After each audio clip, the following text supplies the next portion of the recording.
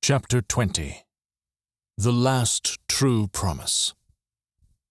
Hallie. Hallie woke to the stinging, sputtering whiz of an electro-pistol bolt. As she sprang out of bed, her answering gasp was lost in unintelligible shouts. She looked over at Ebba's sleeping form on the bed beside her. Only a solitary curl moved in the wind of slow and steady breaths. Stars, how'd she stay asleep? More shouts. Another electro-pistol blast. Footsteps on metal. Hallie thrust her feet into her boots, not bothering to tie them nor twist her hair up into a lady's bun. Strands of auburn stung her eyes as she stumbled into the corridor.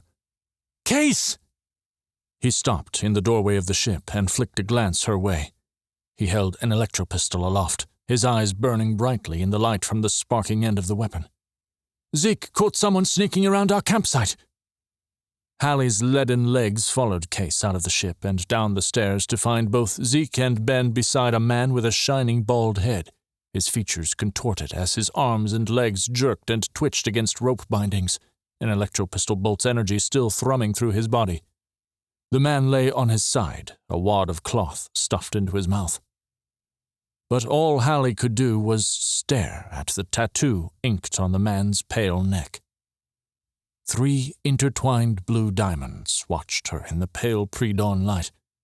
It was a mark Hallie knew and had learned to fear living so close to the Cerulean border. Its meaning was terror and pain. "Searle soldier," Hallie whispered as the man attempted to spit the wad of filthy cloth out of his mouth.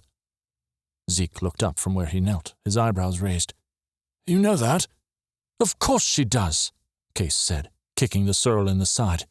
"She's a scholar and grew up near the border." Ben cocked his pistol and held it to the man's forehead. His voice took on a chill Hallie had never heard before as he spoke. His words and tone froze the early morning air in her lungs. "No matter who he is, he won't survive an electrobolt to the brain." He looked up, keeping his weapon to the man's head. "You've got his pistol, right?" Zeke gestured with his other hand. A small firearm was clasped in his fingers.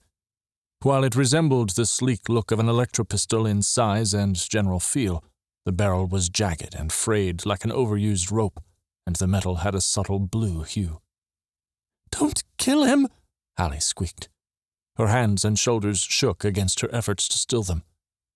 But if Zeke hadn't caught him... The Searle jerked and fought his restraints, but stilled as Ben removed the end of the barrel from his head and clocked him with the butt of the electro-pistol. Hallie recoiled, her hands covering her eyes as blood spewed from the man's temple and ran down his cheek, dripping off his long nose. "Why in the blazes did you do that?" Zeke shouted. "We need answers from him. You of all people know that." But Ben never got to respond. A blast like a cannon echoed off the trees and the ruins of the Eudora Jade.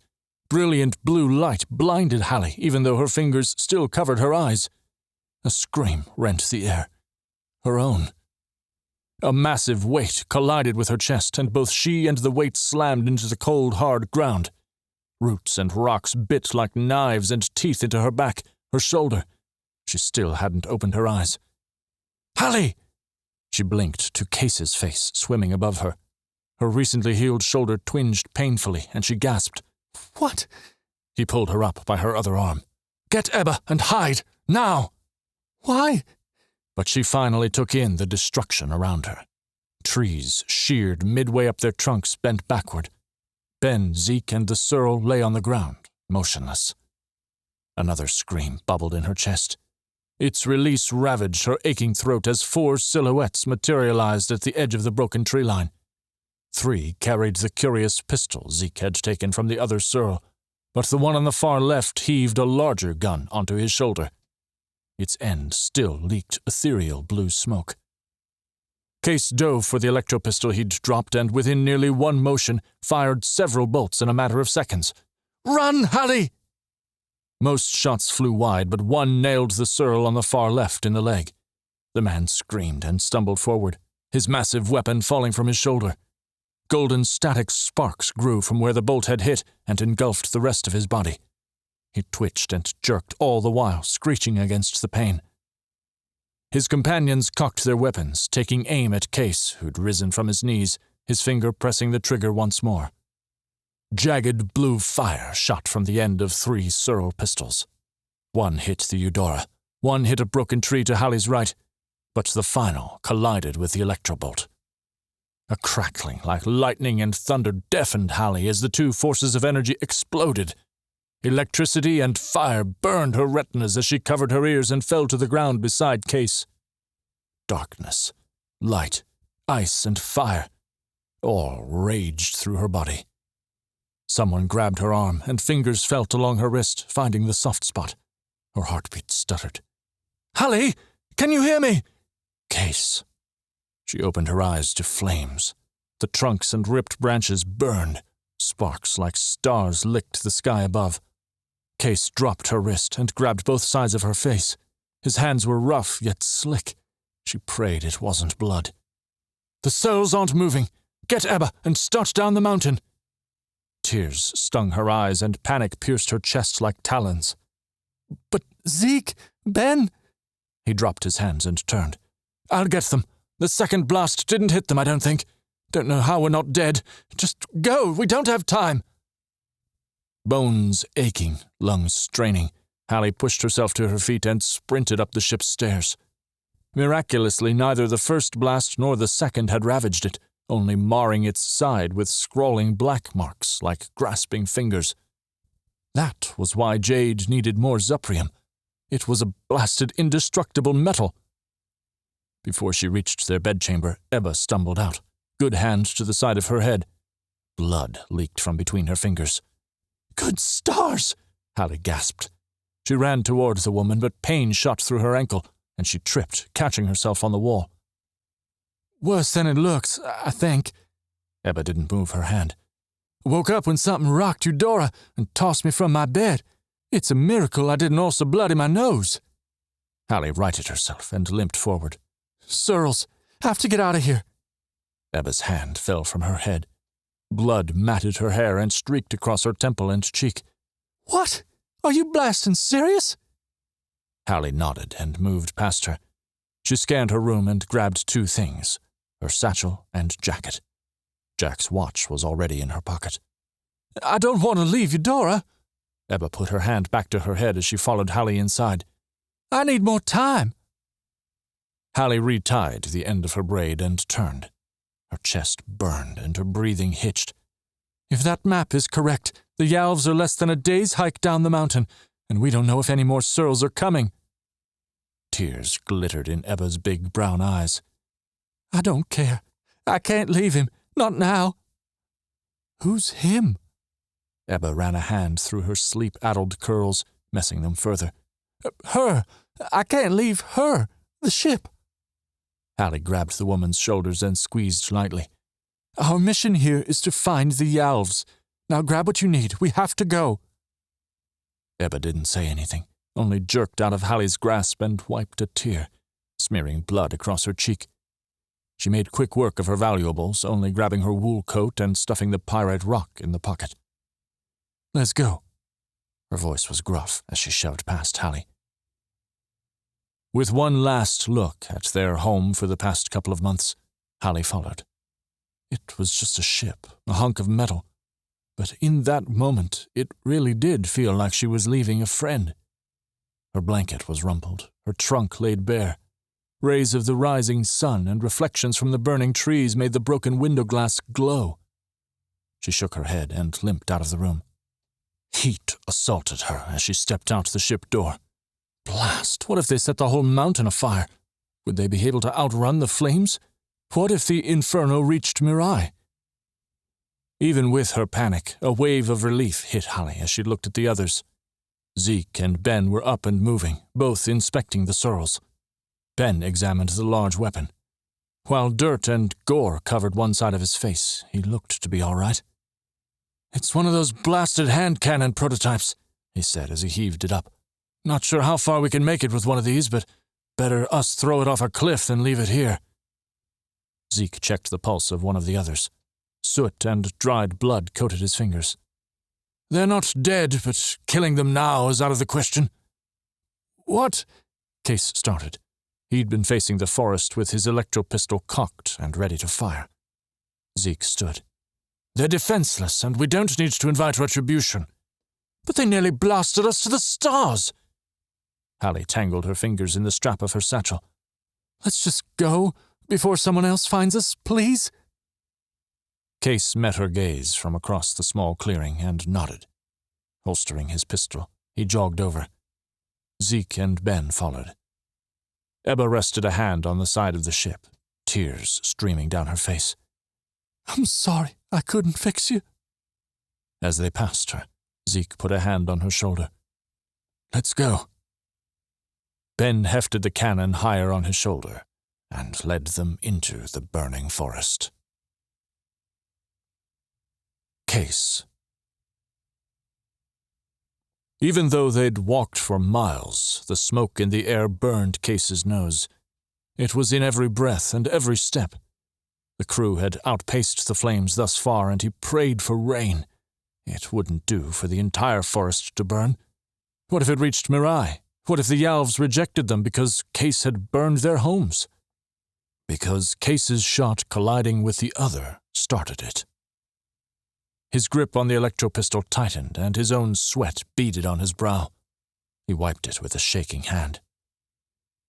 As the crew trekked out of Haddon's Pass and into the valley, the trees became thicker and more diverse. Evergreens now wove in between various other species of trees Kase didn't care 2 stars about. Even with it being so late in the year, they still hadn't lost most of their leaves. That only meant it was harder to see what lay in wait before them and what followed from behind. No one talked much on their hike down. Kase didn't care. The early morning attack was on repeat in his mind. It was only when they reached a small creek that Skibbs called a halt.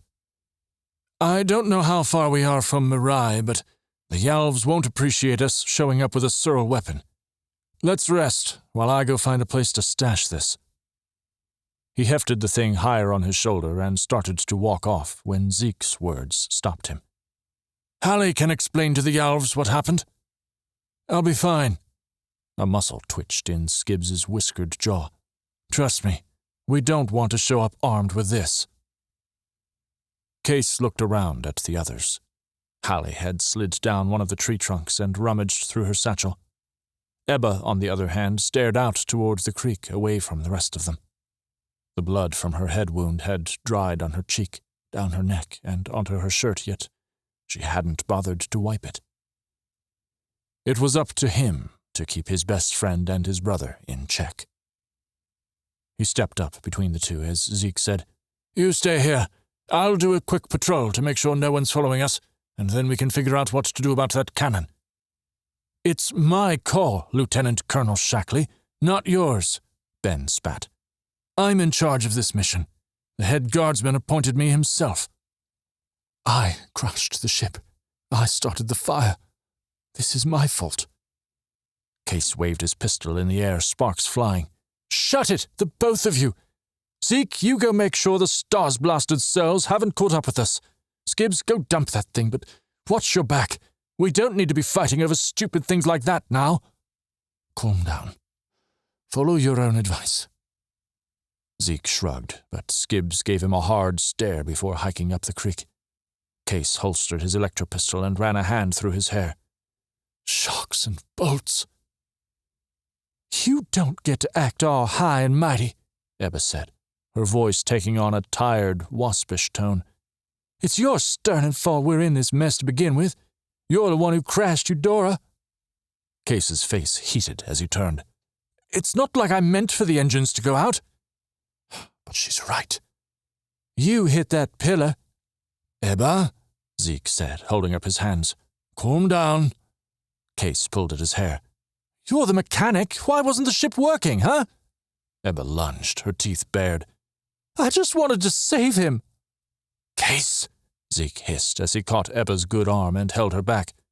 "What's it to you if my parents end up in debtor's prison?" Ebba screamed. "What's it to you if we never get back? I heard the talk on the airfield. If you show your face in Kaivenna, you're going to end up in front of a judge for what you did to that pilot." Alli stopped rummaging through her bag and stood. You're not the only one worried about getting home, Ebba. Ebba glared at her, but instead of retorting, she turned on her heel and stomped off in the opposite way Ben had gone moments earlier. Zeke's shoulders relaxed. I'm going to patrol. Try to be civil while I'm gone. And then he left too. Kase's skin still burned from the argument and his own shame. If he hadn't hit that column, the ship might have been fine. Everything would have been okay. They wouldn't have run into the Searles either. They might already be on their way home. Oh, great shocks. He stumbled over to the creek and fell to his knees. Scooping up a bit of water, he washed his face. He needed to calm his nerves if he was to keep his composure. While the Yalves were still very much an unknown, they were their only hope. Kase had to find them. Kase had to make this right. Ebba wasn't wrong. He had just scooped up another handful of water when sniffling met his ears. The water draining from his fingers, he turned. Alli hadn't moved from her spot, but her shoulders shook, and her hands tried to hide the tears. Alli? He wiped his wet hands on his trousers. Alli, what's wrong? She swiped at her eyes and pressed the heels of her palms into them as she crouched down. A soft breeze blew through the trees and picked up wayward strands of her hair. The Yalves, for all their power, can't do anything to fix our ship, and I doubt they'll have anything of the sort to loan us. What are we going to do? My parents, now that they'll have lost both their children? I'll never get to open a school, and I'll never get to live out the rest of my life. I never should have left home. This is all my fault. Her words were a flaming arrow straight to his heart. It hurt. It burned. It caught the rest of him in a blaze. Without any way of getting back, what had Kase lost out here? What would he miss out on? Nothing. Because he'd already lost everything that mattered. But looking at Alli now, he realized that was selfish. Not everyone was as messed up as he was. Not everyone had endured his trauma. There were those whom this mission was costing them everything, even when he had nothing else to lose. He chewed on the inside of his cheek and stepped up to her. She hadn't moved, only still sobbed into her hands while crouched on the leaf-laden ground. I promised you yesterday we'd find a way back, and we will. She didn't look up. How? Kase squatted beside her. I don't know, but we don't have a choice but to believe that. Isn't that what you told me? She finally peeked over at him. Her eyes were like glittering jewels in the sunlight filtering through the trees. Yes, but with the Searles, and even Ebba couldn't... Kase took her hands in his. They were wet from her tears, cold from the autumn air, and delicate in his calloused fingers. I know, but when I make promises, I always keep them. The lie burned his tongue. The last true promise he'd ever made had ended with Kaivenna in flames.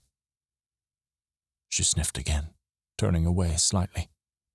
She took her hands from his and stood, wiping the remnants of tears. You're right.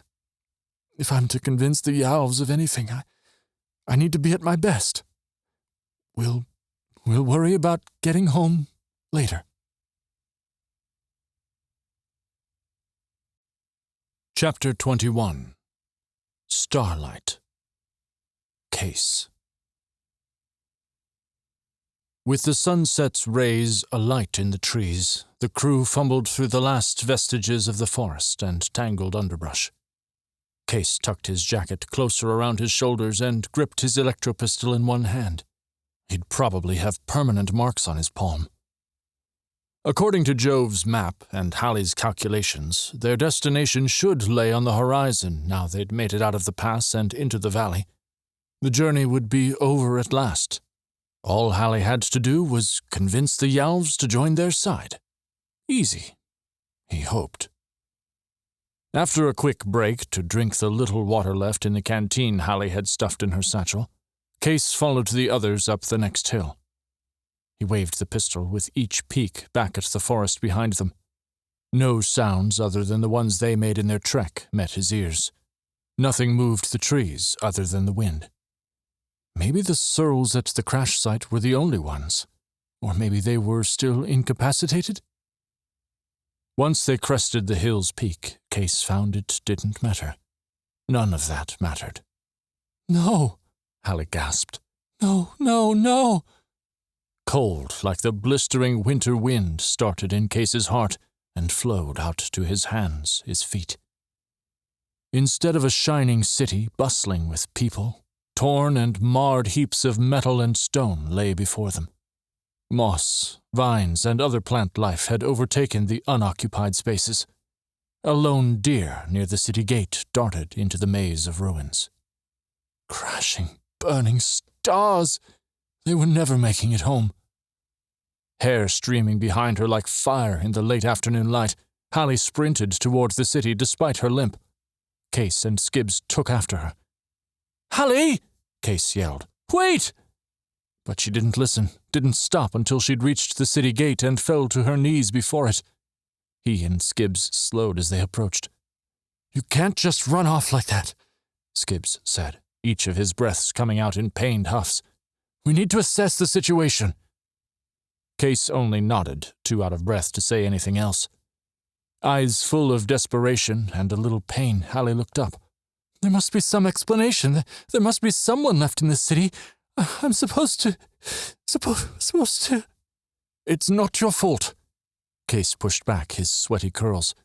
"We had bad information." Was it Jove's fault, then? He couldn't have predicted this, surely. Kase swallowed the stinging, burning bile rising in his throat. Jove had admitted the government had lied about the yales dying out. Had this all been another lie? How much was the watch covering up? Kase squatted next to her and put a hand on her shoulder. "Maybe this is a different city. We know the map was old. It could be that Mirai was somewhere—" But he trailed off when Alli pointed to the archway that made up the city gate. The structure towered above his head and connected to a crumbling wall on either side. The builders had constructed the archway itself out of zuprium, recognizable by the bronze sheen in the light. Each brick stood solid and silent as they grew to a point. Spiked symbols Kase vaguely recognized as Yalvan were scrawled across the keystone. Alli's voice was tight as she spoke. "Starlight. The gate says this was Mirai." The sliver of hope he might have had vanished. Footsteps behind them made Kase clench his electro-pistol, but it was only Ebba and his brother. The mechanic spoke first. "So, this was all a waste?" Kase holstered his weapon and helped Alli to her feet. She hid her face behind bits of auburn hair that had come loose from her braid. She didn't bother to fix it. Ebba continued. "I'm going back to Eudora." "No." Skibbs rubbed a hand down his haggard face. "Let's see if we can find shelter for the night. Tomorrow we'll search for anything that might help us repair the ship." Ebba muttered something under her breath, but she followed as the rest of the crew entered the city. In the dying light of day, each shadow and crevice was vast and reaching. Kase shivered. Many of the buildings, while made of stone and zuprium, had toppled or eroded, leaving half walls in their place. Rubble littered the streets. Time, wind, and rain had weathered the stone, but the zuprium looked the same. The miracle metal. Didn't mean it couldn't be twisted and contorted like the bits to Kase's right as they passed through the archway. Skibbs turned, and Alli nearly stumbled into him. She was on the verge of tears, judging by the water accumulating in her eyes. Kase understood. To have come this far, only to find they failed? Heartbreaking.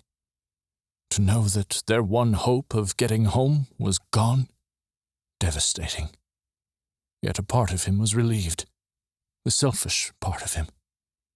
For once in his life, He was free. "Let's split up," Skibbs said, his fingers tapping the electro-pistol strapped to his leg. "Just 2 groups." Hallie nodded, wiping her eyes, but Ebba crossed her arms. "I'm staying put. You go search." "Ebba," Zeke started. Skibbs held up a hand. "No, we don't know the situation. As lead on this mission, it's my job to make sure everyone is safe. You go with one of the groups, understood?" She rolled her eyes and stomped off without waiting on anyone. Hallie sighed. "I'll go with her." Kase stepped up. "Me too." Skibbs furrowed his brow, but he nodded. "Zeke and I will explore that way." He pointed in the opposite direction Ebba had gone. "Meet back in an hour, got it?" Kase unholstered his electro-pistol and followed Ebba into the desolation that had been the Yalvan city of Mirai. He had only heard tales of it, and even then he barely remembered much about them. The buildings held little clue as to what they might have been an age past. Hallie probably knew, as with each ruined doorway, spiked symbols were just visible on the remaining Zuprium bricks. He didn't ask what they meant. He didn't want to know or feel for the long-dead Yalves who used to live there. He didn't want to feel anything. "Where in the stars did she go?" Hallie asked, her voice thick. "If we listen closely, we might catch her cursing Skibbs." Hallie looked back, wisps of hair blowing in the soft yet chilling breeze. "Don't blame her. Her job was to fix the ship, and that's been taken from her." "It's the Serf's fault, not Skibbs," Kase retorted. "That's not true either." He slumped his shoulders. "Well, actually, it's mine, I guess. I'm the one who crashed." Hallie put her right hand on his forearm. Not saying a word, she simply squeezed it and let go. They didn't speak as they continued their search. They peeked into houses and shops, not finding anything of note under the rubble they could move. Sadly, nothing in Mirai would help them repair the ship, though Kase wasn't sure what they were even looking for. How could they repair something if they didn't know what was wrong? "It's my fault." His new mantra. Kase swallowed hard and continued the search. Close to their meet-up time, they still hadn't found Ebba, but Kase didn't care. She was probably off hiding somewhere, maybe even heading back to the ship. With each subsequent building free of anything useful, he found he cared about nothing at all. "Gracious day, what do you think that is?" Hallie whispered, her voice filled with amazement and awe. Kase looked up from where he'd inspected the remains of some sort of decaying crate. He imagined the building behind it had been a butcher's shop, based on the cleavers laced with rust still hanging from their perches through the busted window. Even with the devastation, the building was beautiful. In fact, the crumbling stone and missing roof made the structure more entrancing. At twilight, the Zuprium bricks and accents glowed, giving off their own sort of light. Creeping, snake-like plants that hadn't yet died out for the year crawled up the sides and invaded glassless windows. If Kase had been back in Kaivenna, he would have called it a cathedral. With its Gothic archways and weathered facade carved with statues of people Kase couldn't identify, the building must have been important back in its prime. It reminded him of a more lavish version of the structure they'd found in the woods before the stonemen attacked. "Oh, stars! This must be it. This must have been the Gate Temple." Hallie gasped as they reached the overgrown courtyard in front of the building. "What?" She half turned. "It's from the book. I still have a few of the translated pages in my—" She rummaged through her satchel and pulled out her sketchbook. Flipping through the pages, she smiled to herself.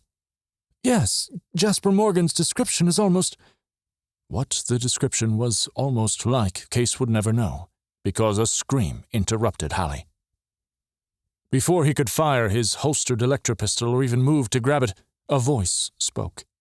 It was a man, judging by the deep baritone. But that wasn't what chilled Kase to his core. The voice was silky, the S sounds a beat too long. "I wouldn't grab that unless you want a bullet in your skull." Kase swallowed hard. Halli's breathing came fast beside him, and Kase tried to think, but the Searle wasn't patient. "Drop the weapons. You and your shilka are no match for us." He didn't know what a shilka was, but he gripped his pistol tighter, still not turning. "I think you're bluffing." "Kase?" Halli's voice squeaked a little, and he glanced at her. Her eyes were wide, and she was paler than first moon.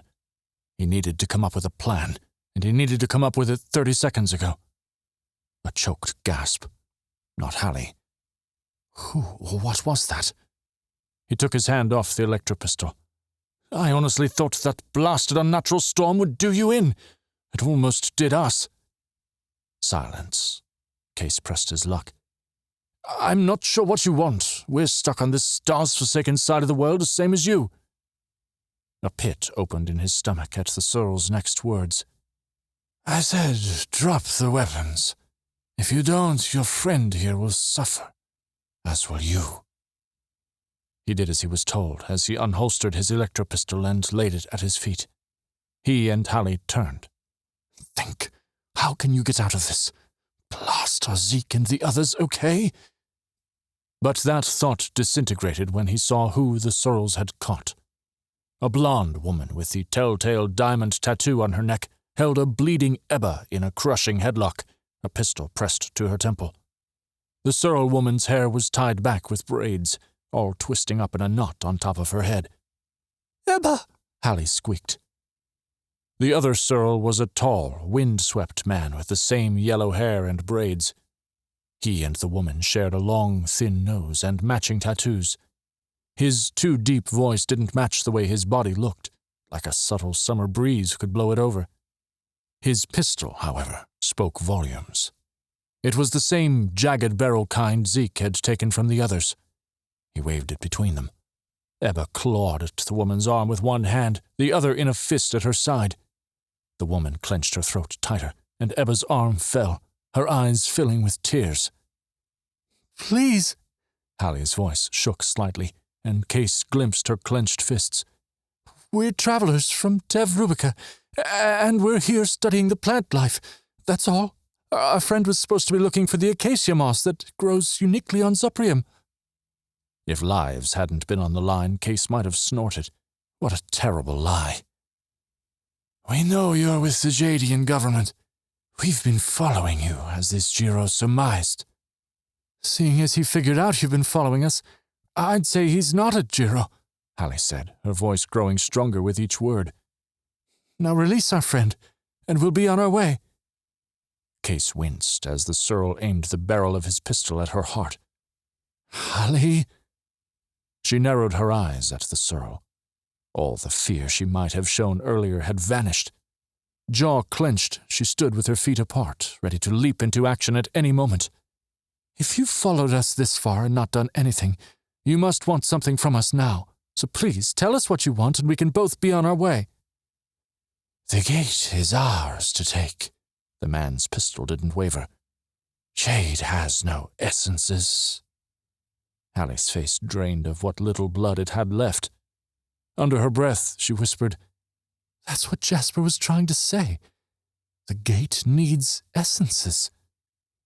"Say it louder," the woman growled. She took her own weapon from her belt and held it to Ebba's head.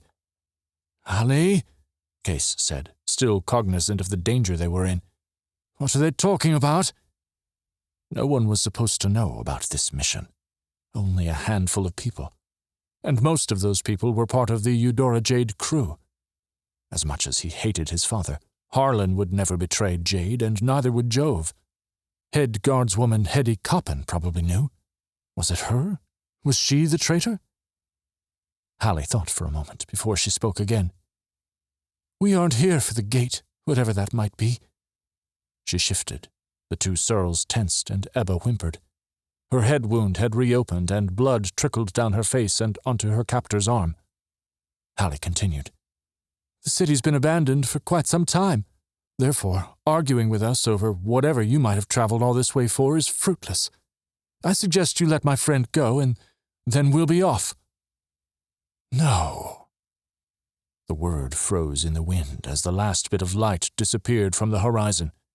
All they were left with were faint glows from the cocked pistols and pale fractals of rising first moon. Come up with a plan, blast it! But that was all Kase could think of in that moment. He needed time he didn't have. Stars blast it all! He should just lunge for his weapon and fire.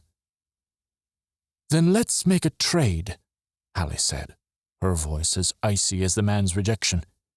"You and I both know you've been stealing Zuprium, or at least tampered with our minds." No response. "I assume you're willing to listen, then." "Alli!" She cut Kase off with a sharp look as she dug into her pocket. She pulled out the pocket watch she'd been wearing around her neck since the day he met her. It was small, and the etchings on the front had faded with time. Its Zuprium casing was pale in the budding moonlight, almost ghastly. Alli held it out. "From what I know, you're getting the better bargain with this. Please, let us go in peace. Take this back to your commander as proof there is no Mirai." "Alli, what are you—" But Kase was too late. Everything happened in slow motion. Alli turned at his voice, holding out the watch as a blast of electric blue zipped through the air and nailed Hallie's hand. Her mouth gaped open as she screamed, the trinket falling to the ground. She stumbled as shouts and more pistol fire joined the first. Golden blasts joined those of blue. Ebba screamed as a jet of blue light hit her chest. She crumpled in her captor's arms. Everything slowed down to a crawl as Kase's heart thumped painfully in his throat. The Searle woman jerked as golden bullets peppered her body, some hitting Ebba in the process. Both faces shone with the golden glow. Blood soaked Ebba's trousers and shirt as both lay in the street. Kase lunged for his electropistol and fired back to where the Searle men had stood seconds ago. He caught him in the chest, and it exploded with electricity. He fell backward from the impact, his weapon tumbling from his hand. A direct shock to the heart. More electric blue light flew through the air, as did the golden fire. It zinged above them in small pulses and struck targets, judging by the cries. He hadn't realized there were more Searles. Or was that Ben's scream? Zeke's shouting? Ebba went limp, a craggy stone peeking out of her previously clenched fist. Kase scuttled over and checked her pulse. With each still and silent second, the fight he might have had leaked out of him. She was dead. He eyed the rock loosely clasped in her cooling fingers and grabbed it. It was important to her for some reason, and it seemed a crime to leave it here. He stuffed it into his jacket pocket. "Retreat!" someone yelled in common. That might have been a Searle, but more words followed in a language Kase didn't recognize.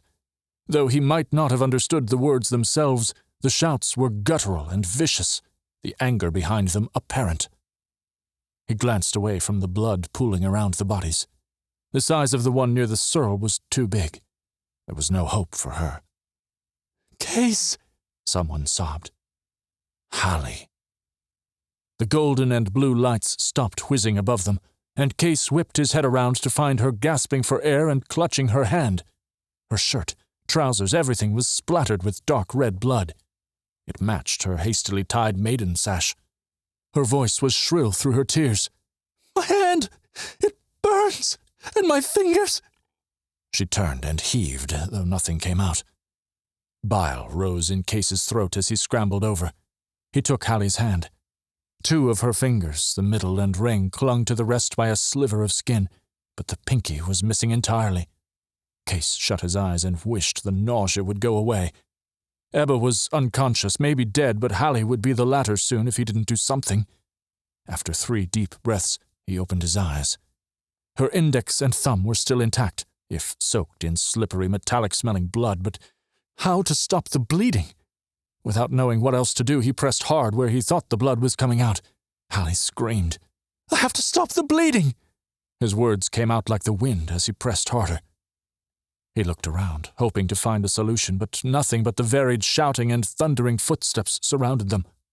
Still, the bleeding didn't stop. His drenched fingers slipped on her skin. "What do I do? I promised! Tears burned at the corners of his eyes as he let go of her hand and ripped off his jacket. "I don't know if this will work, but I'm going to try it anyway." She looked up at him with her honey eyes. They stood out even more against her even paler face. She was losing too much blood. Kase cursed, and he pulled his once fine linen shirt over his head and grabbed one of the Searle's pistols. The bite from the evening chill nipped at his bare skin, but he hardly felt it. "This is going to hurt like the sun, but it's the only way." Using the jagged edge, he ripped a long, uneven strip from his shirt before measuring a few centimeters above where blood continued to spurt out of Hallie's hand. Best to tie it off at the wrist, maybe? Elbow?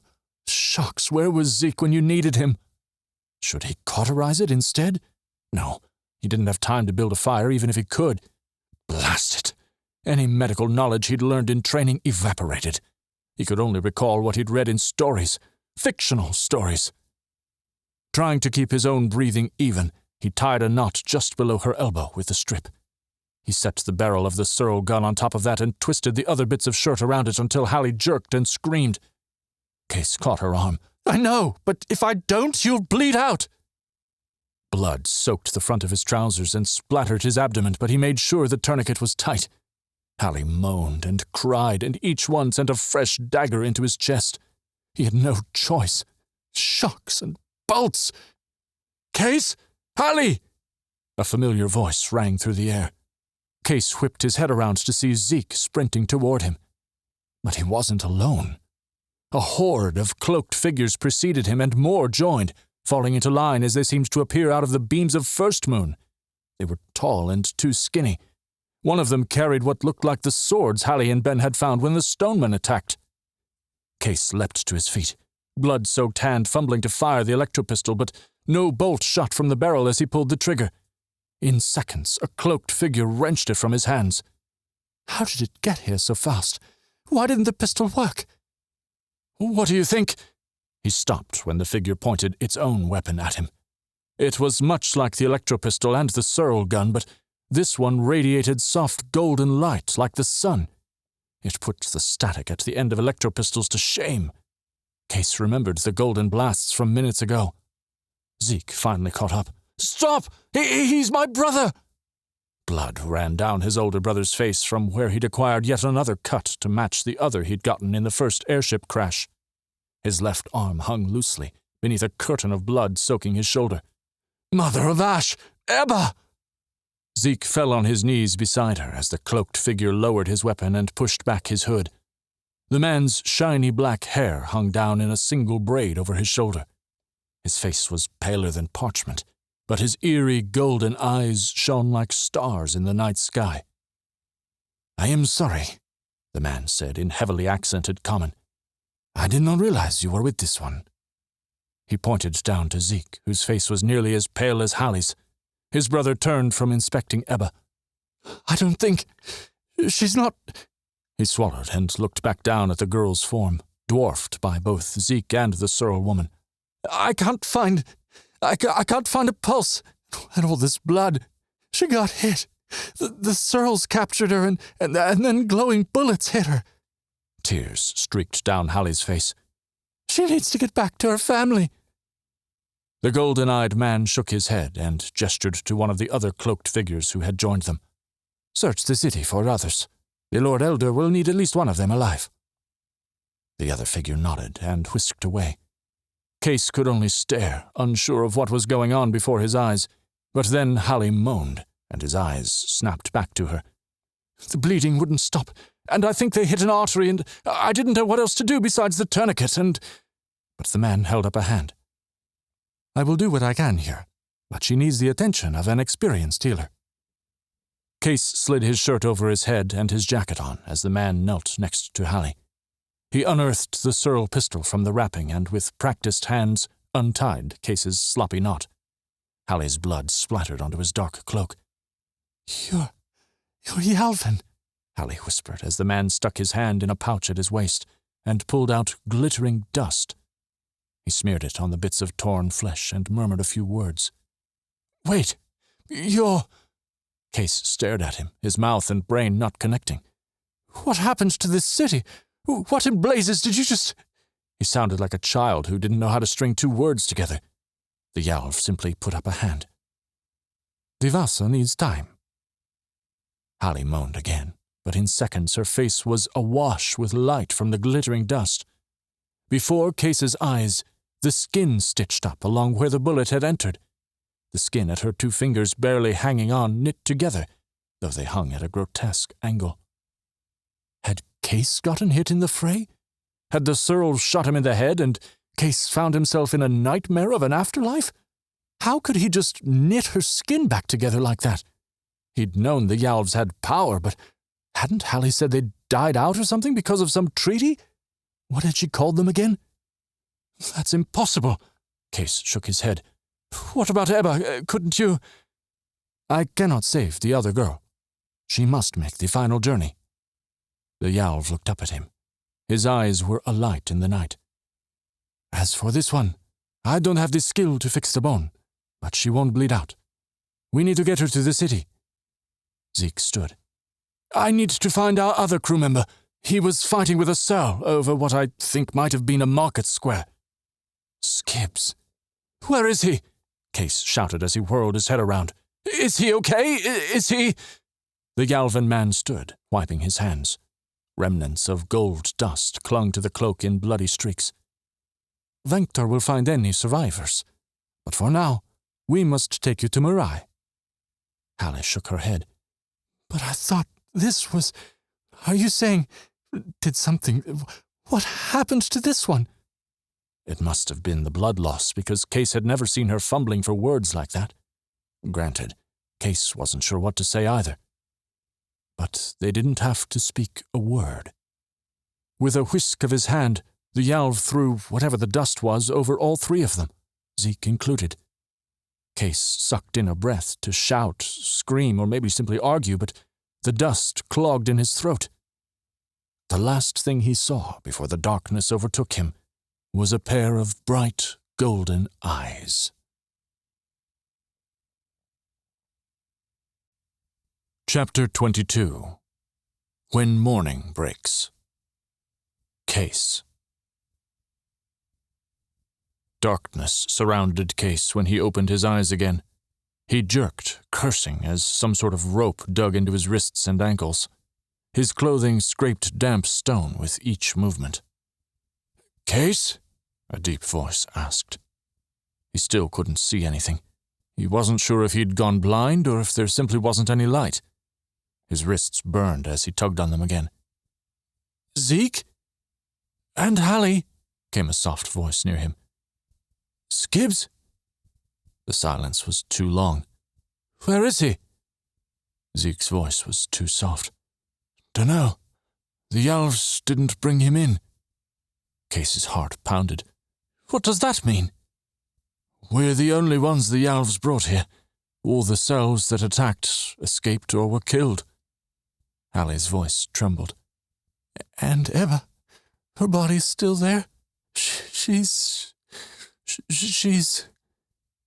dead. A pounding began in Kase's ears as he tugged on his bonds. So the Searles might have Skibbs? The silence was answer enough. He cursed loudly. They'll torture him for information. There's nothing we can do. Hallie's voice was tiny.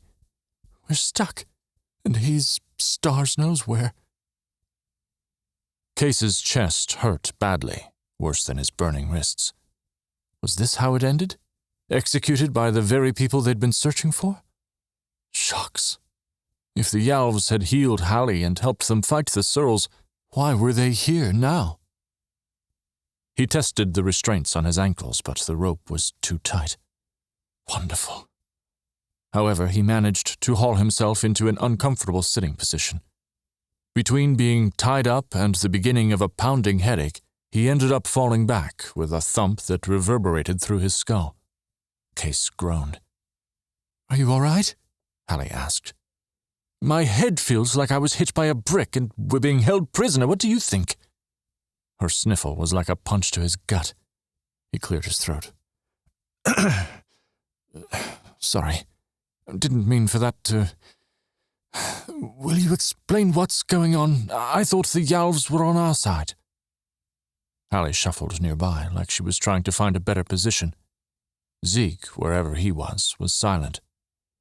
The Yalv who healed me wasn't in charge, and when another one of his party saw they were taking us in, that one got angry. Thinks we're Searles, if my translation was correct.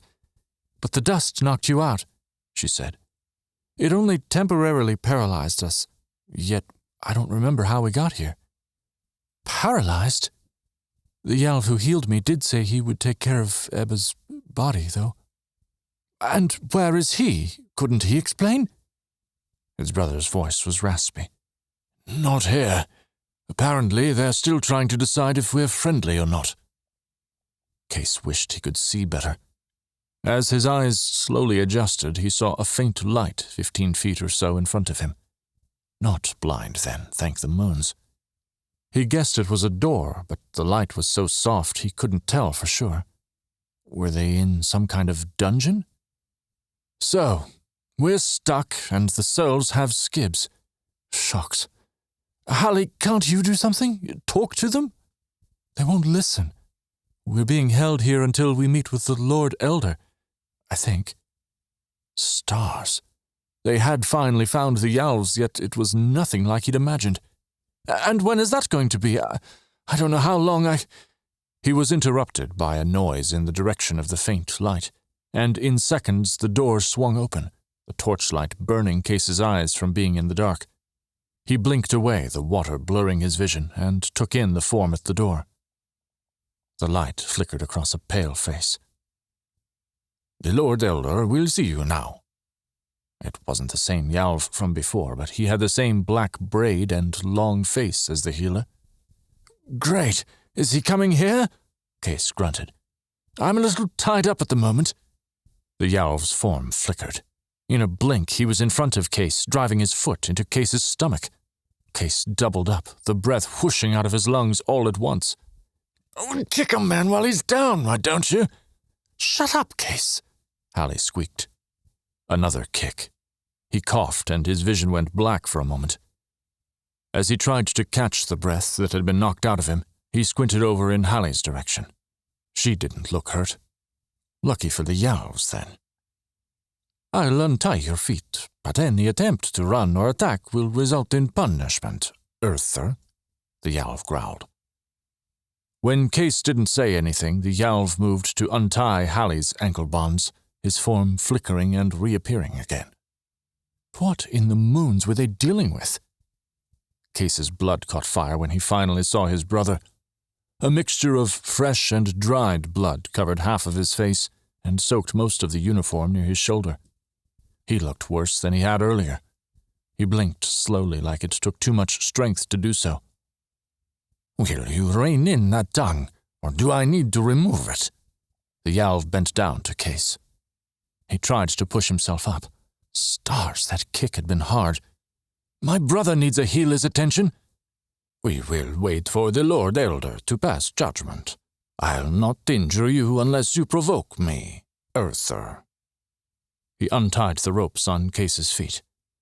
My name is Kase, not Earther, Kase growled, but that was all he did.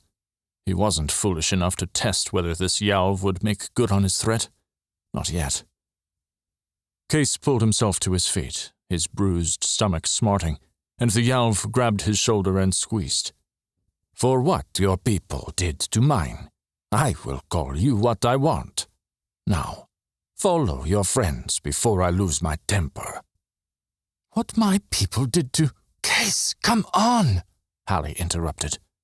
Blasted monster. He gritted his teeth and joined Hallie and his brother. Kase knew they were supposed to make friends with them, but he hadn't expected to be taken prisoner. The Yalv led them out into the night. Was it still the same day they'd been captured? Surely he hadn't been out any longer than an hour or two. Another Yalv filed behind the prisoners, and 3 others appeared on either side of their group.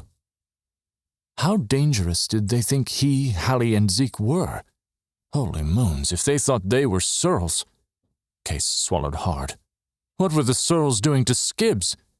He needed to find him, save him. He had a fiancé and child waiting at home. Skibbs had to get back. Or was he dead? Was his body strewn, bloody and rent apart next to the rubble of Mirai? Kase swallowed hard. Their guards led them through a few shadowed paths before they turned the corner onto what must have been the main lane. Alli sucked in a breath, and Kase turned immediately, expecting to find her being yanked out of line and beaten. Instead, she stared up and to the right. He followed her gaze. Starlight radiated against the pitch-black sky like 1,000 candles in the night. He'd never seen anything so beautiful. They walked at the base of one of the mountains so high he couldn't see the peak. Currently, they were on a winding path lit with flame lanterns held by stone statues, not unlike the stonemen they'd fought in the forest. These didn't move, for the moment. Along the path, structures grew up from the rock below in jagged shapes. In the daylight, Kase might describe it differently, but with the lanterns, the shadows made them look like an impossibility of gravity. Each level stuck out at a different angle, as if someone tried and failed to knock over a stack of blocks. Some buildings were more complex than others, but each had the same box shape as a base, and a sloping roof that pierced the air like the edge of a sword. Alli shook her head, her eyes wide. "Your architecture is exquisite. How do you build the roofs at such an angle?" One of their guards answered, his voice like a fluted melody. "With the secrets of our ancestors." What an odd way of speaking. And now that his eyes had adjusted, Kase could make out their clothing. Also strange. Each had a brown cloak, but underneath, the guards wore a long garment clasped at the shoulders and embroidered with colored thread at the hems in varying patterns. The guard closest to Kase had swords on his. Swordsman? The woman on Kase's other side had a scene out of a night sky. He couldn't guess what that said about her. Either way, the dress itself reminded Kase of what those living in ancient Greece or Rome wore on First Earth. He couldn't remember what they were called. He'd ask Alli later. On and on they wove through the city at a steady incline. Kase didn't see many other yales, and he assumed it was late, meaning everyone was likely getting ready to sleep. That, or they were wary of outsiders. As they walked, small, intricately carved stumps stood at regular intervals in between the stone statues. They looked like miniature versions of the pillars in the pass. Were they one and the same? A creeping suspicion they had something to do with the Eudora jade losing electrical power tickled his senses. It was a vague inclination, but there was something strange about the stones.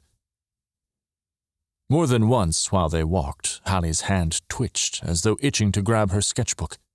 Like good captors, they'd relieved their prisoners of their possessions. Zeke, however, merely trudged forward, never taking his eyes from the road in front of him. That rattled Kase more than anything. He'd never seen his brother so beaten down. Even when Anna had died, Zeke hadn't shown any emotion deeper than the initial shock. Kase was shivering and nearly wheezing by the time they reached the end of their hike. He couldn't see far into the night, but looking back the way they'd come made him feel incredibly dizzy with the height and the sea of lights. The castle in front of him was something new entirely. Each turret was built in the style of the structures below, with their askew architecture and blade-thin roofs. The walls gleamed like jewels. The yales had built them out of polished zuprium. "There you go, Jove. There's plenty of zuprium on this side of the world." Where a gate should have been, there was only a pointed archway, with other long-robed men standing to each side, swords at their waists. The rest of the structure was like something out of a decaying storybook from First Earth, complete with towers, parapets, and walkways. Light from First Moon glinted off each shining surface. Breathtaking was the only word for it. To his right, the path veered, coming to an end at a giant door carved in the same pointed fashion as the castle archway. The door opened right into the mountain itself. "What's in there?" he asked. "Only with the Lord Elder's permission do you learn the secrets of our ancestors," the guard with the embroidered swords answered. Then can we get to him already? He mumbled under his breath. Alli jerked her head toward him, shooting him a deadly glare. Right. If he didn't behave, he'd get his tongue ripped from his head. Thankfully, the guards didn't seem to hear or care. His stomach still twinged with pain as he walked. When they passed under the arch, the light disappeared and a wave of heat blasted them. It was made worse by the fact they were all shivering from the climb in the near-winter temperatures. Before Kase could yell, the sensation disappeared as quickly as it had come. What in the moons? Only with the Lord Elder's permission do you learn the secrets of our ancestors. Kase fought the urge to roll his eyes. He shouldn't bother asking anything else. Alli slowed to walk beside him, keeping a wary eye on their guards. She didn't look nearly as pale, nor did she seem to be in pain from her ordeal earlier. Thank the moons. I know this has something to do with the Eudora losing power. Her eyes darted to the guards. Like a defense system. Zeke flashed a look back, the side of his face crusted with blood, but he didn't say anything. Blasted cells. Blasted yalves. Are you sure? Kase asked. She rolled her shoulders, trying to adjust the bonds on her wrists.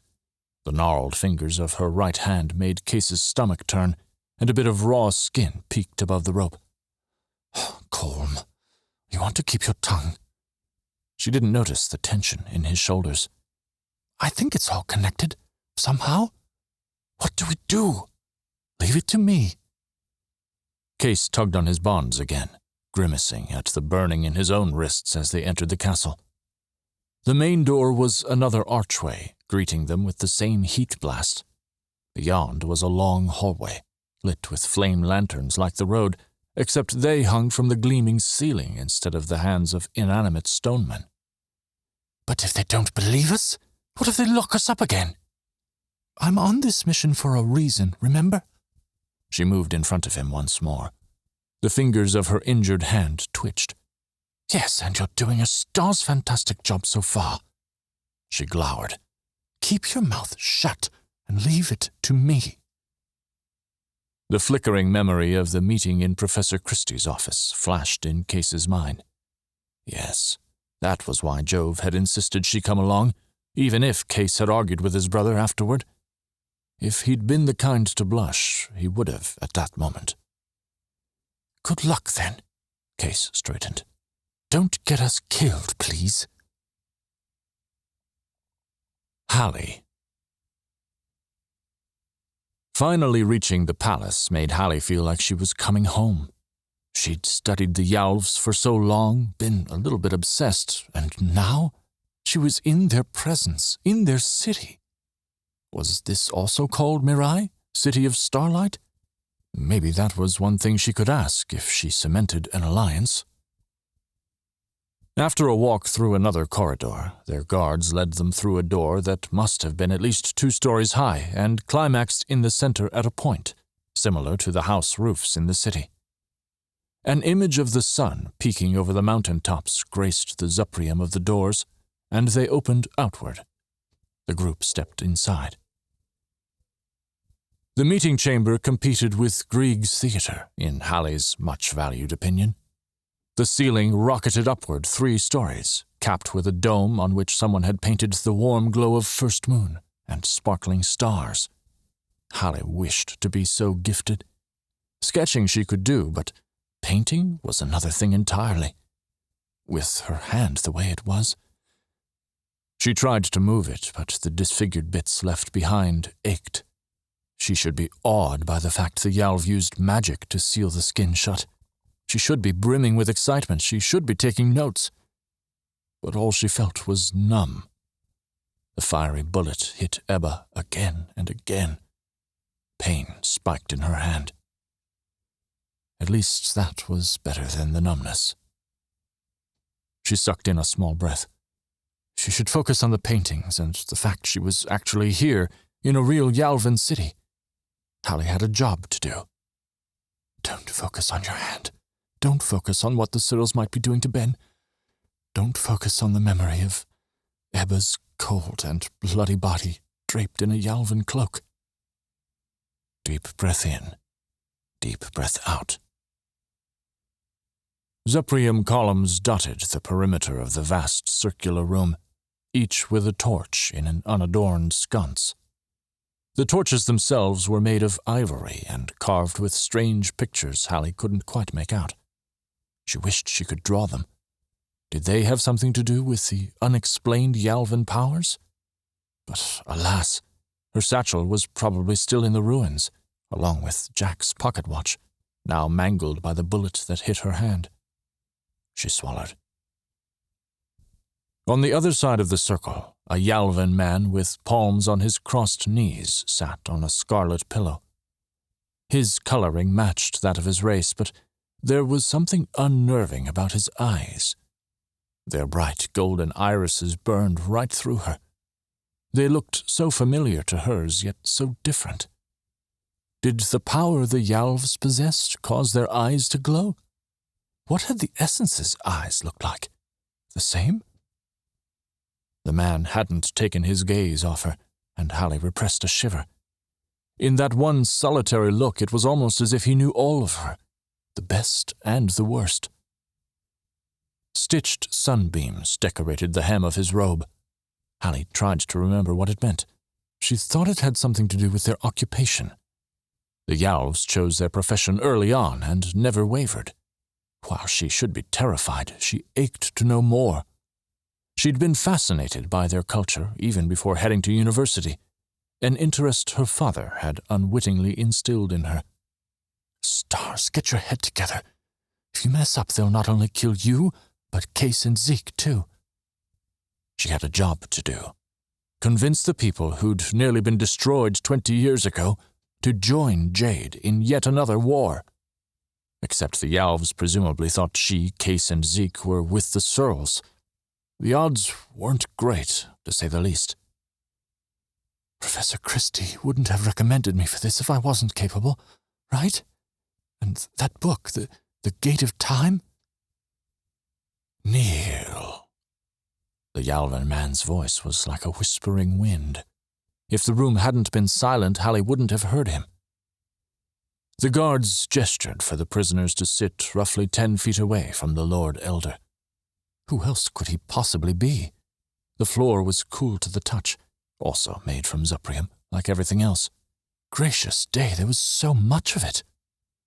If Kase held his tongue, she might be able to accomplish this mission on her own. Playing her cards right might mean they returned home with allies and wealth. They'd be heroes. May the stars rise upon you, Lord Elder, Hallie said in Yalvan, sitting on her knees and bending so far forward her forehead touched the floor. Awkward with her hands tied behind her. Stars that hurt. And may they not fall when morning breaks. I see you're accustomed with our ways and our language, child. The man tilted his head, answering her in his native tongue. She welcomed the compliment, but she wasn't a child. My name is Hallie Walker. She tried to offer him a smile, but she was sure it came out as more of a grimace. She nodded to the two men at her sides. This is Pilot Kase Shackley and Lieutenant Colonel Zeke Shackley. Would you mind if we spoke in common, so they also understand our conversation? No response, but he didn't seem to mind when she switched. Hallie hoped she honored him enough with the Yalvan she spoke. My companions and I have traveled a long way to meet with your esteemed personage.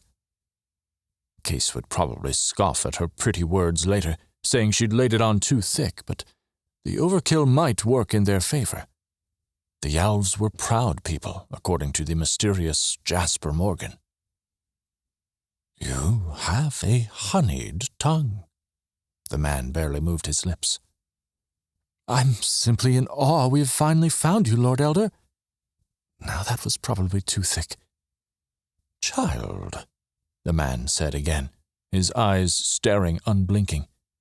Your kind has gone to great lengths to rid the hallowed world of our race. Why should I listen to your flowery words to persuade me otherwise. Please don't mistake us for citizens of Cerulean. We're Jadian. Does it matter? Were you not both trespassing in our holy city? Alli bit her lip. And this was why she never intended to run for political office. She hated the intricacies of holding your cards to your chest and not saying what you meant. High Guardsman Kase Shackley sent us on this mission to meet with you because Cerulean is, well, we think they're preparing for war. We need your help. And the Searles are after the gate. They're also possibly in possession of an essence, and please believe me. The Lord Elder gestured around the hall. Does it appear we want to join you? Do you not realize what the last conflict of man nearly did to us? The Great War was terrible. Everyone suffered, is still suffering. Alli knew she must have had that desperate look in her eyes, because for a moment the Lord Elder's own gaze softened. The war's lingering effects haunted Jade. Even Stone's It bore scars in one way or another, whether it was the Fletcher's missing leg or the increased patrols from Achilles. Another conflict on that scale might just set the world ablaze. It was up to Alli to prevent that. Somehow. Holy blasted stars! Alli took in the flickering torches, the only light in the room. Their flames gave her strength. We're here trying to stop another. Jade's offering to help before it comes to a head. The Lord Elder's look made Alli feel small. His mouth hardened at the edges, his slim lips forming a downward slope. His brow furrowed, deepening the shadows on his face, yet his eyes were as bright as ever, like two stars against the winter's night. As the Lord Elder stared, Alli felt like a child once more, like her mother had berated her for once again leaving the back door open during a rainstorm. No one else moved. No one else breathed. Finally, the Yalv spoke. Humanity sought to exterminate us for control of the gate. I will not allow anyone to endanger my people, no matter how much Yalvan they speak. I have decided. Failure. The thought was sour on her tongue, yet it slid down her throat like newly fallen snow. Alli blinked. No. She would not take no for an answer. She would not die here, not now. She straightened her back and threw back her shoulders best she could. Her wrists burned once more and her mangled hand throbbed. You are already in danger from our enemies. They found Mirai. They'll find this hideaway too. Swords scraped out of their scabbards, and Alli flinched. Kase's shoulder bumped into hers as he squirmed. Let her finish! Good moons, he was going to get his tongue ripped out. Alli shot him a glare, and his struggling stopped. The weapons went back into their scabbards at the Lord Elder's raised hand. His slender fingers were too long and skeletal, like they would break with only a slight breeze. Alli's eyes fell to the floor. The muddled reflection of the dome's detailed painting above mocked her. Deep breath in, now out. In, out. You can do this. The Lord Elder's voice was as calm as ever when he spoke. Continue, child. Alli gave him a hesitant smile. It didn't elicit one in response. Cerulean attacked Lieutenant Colonel Shackley and our other companion, Ben Rice. They attacked us and killed... She took a deep breath. They killed Ebba. I can assure you, they'll attack soon. She looked directly into the man's unnerving golden eyes. She still felt small, but she spoke anyway. Jade aims to ally with you in the coming fight against Cerulean. The Lord Elder stared her down. Her heart beat against her ribs in time with Zeke's labored breaths. Stars, he needed a healer. She needed a healer. I could believe you, child. His fingers tightened on his knees. But I know you are only after the gate. That gate again. The weapon the Searles sought to wield. Jasper's words came back to her. I believe it has something to do with the essences. Alli had never truly believed in magic, but these last months had taught her otherwise. Her research told her it existed with the yales, though scholars didn't quite understand. There was also the fact the highly advanced technology of the first settlers had failed upon landing on Yalvara.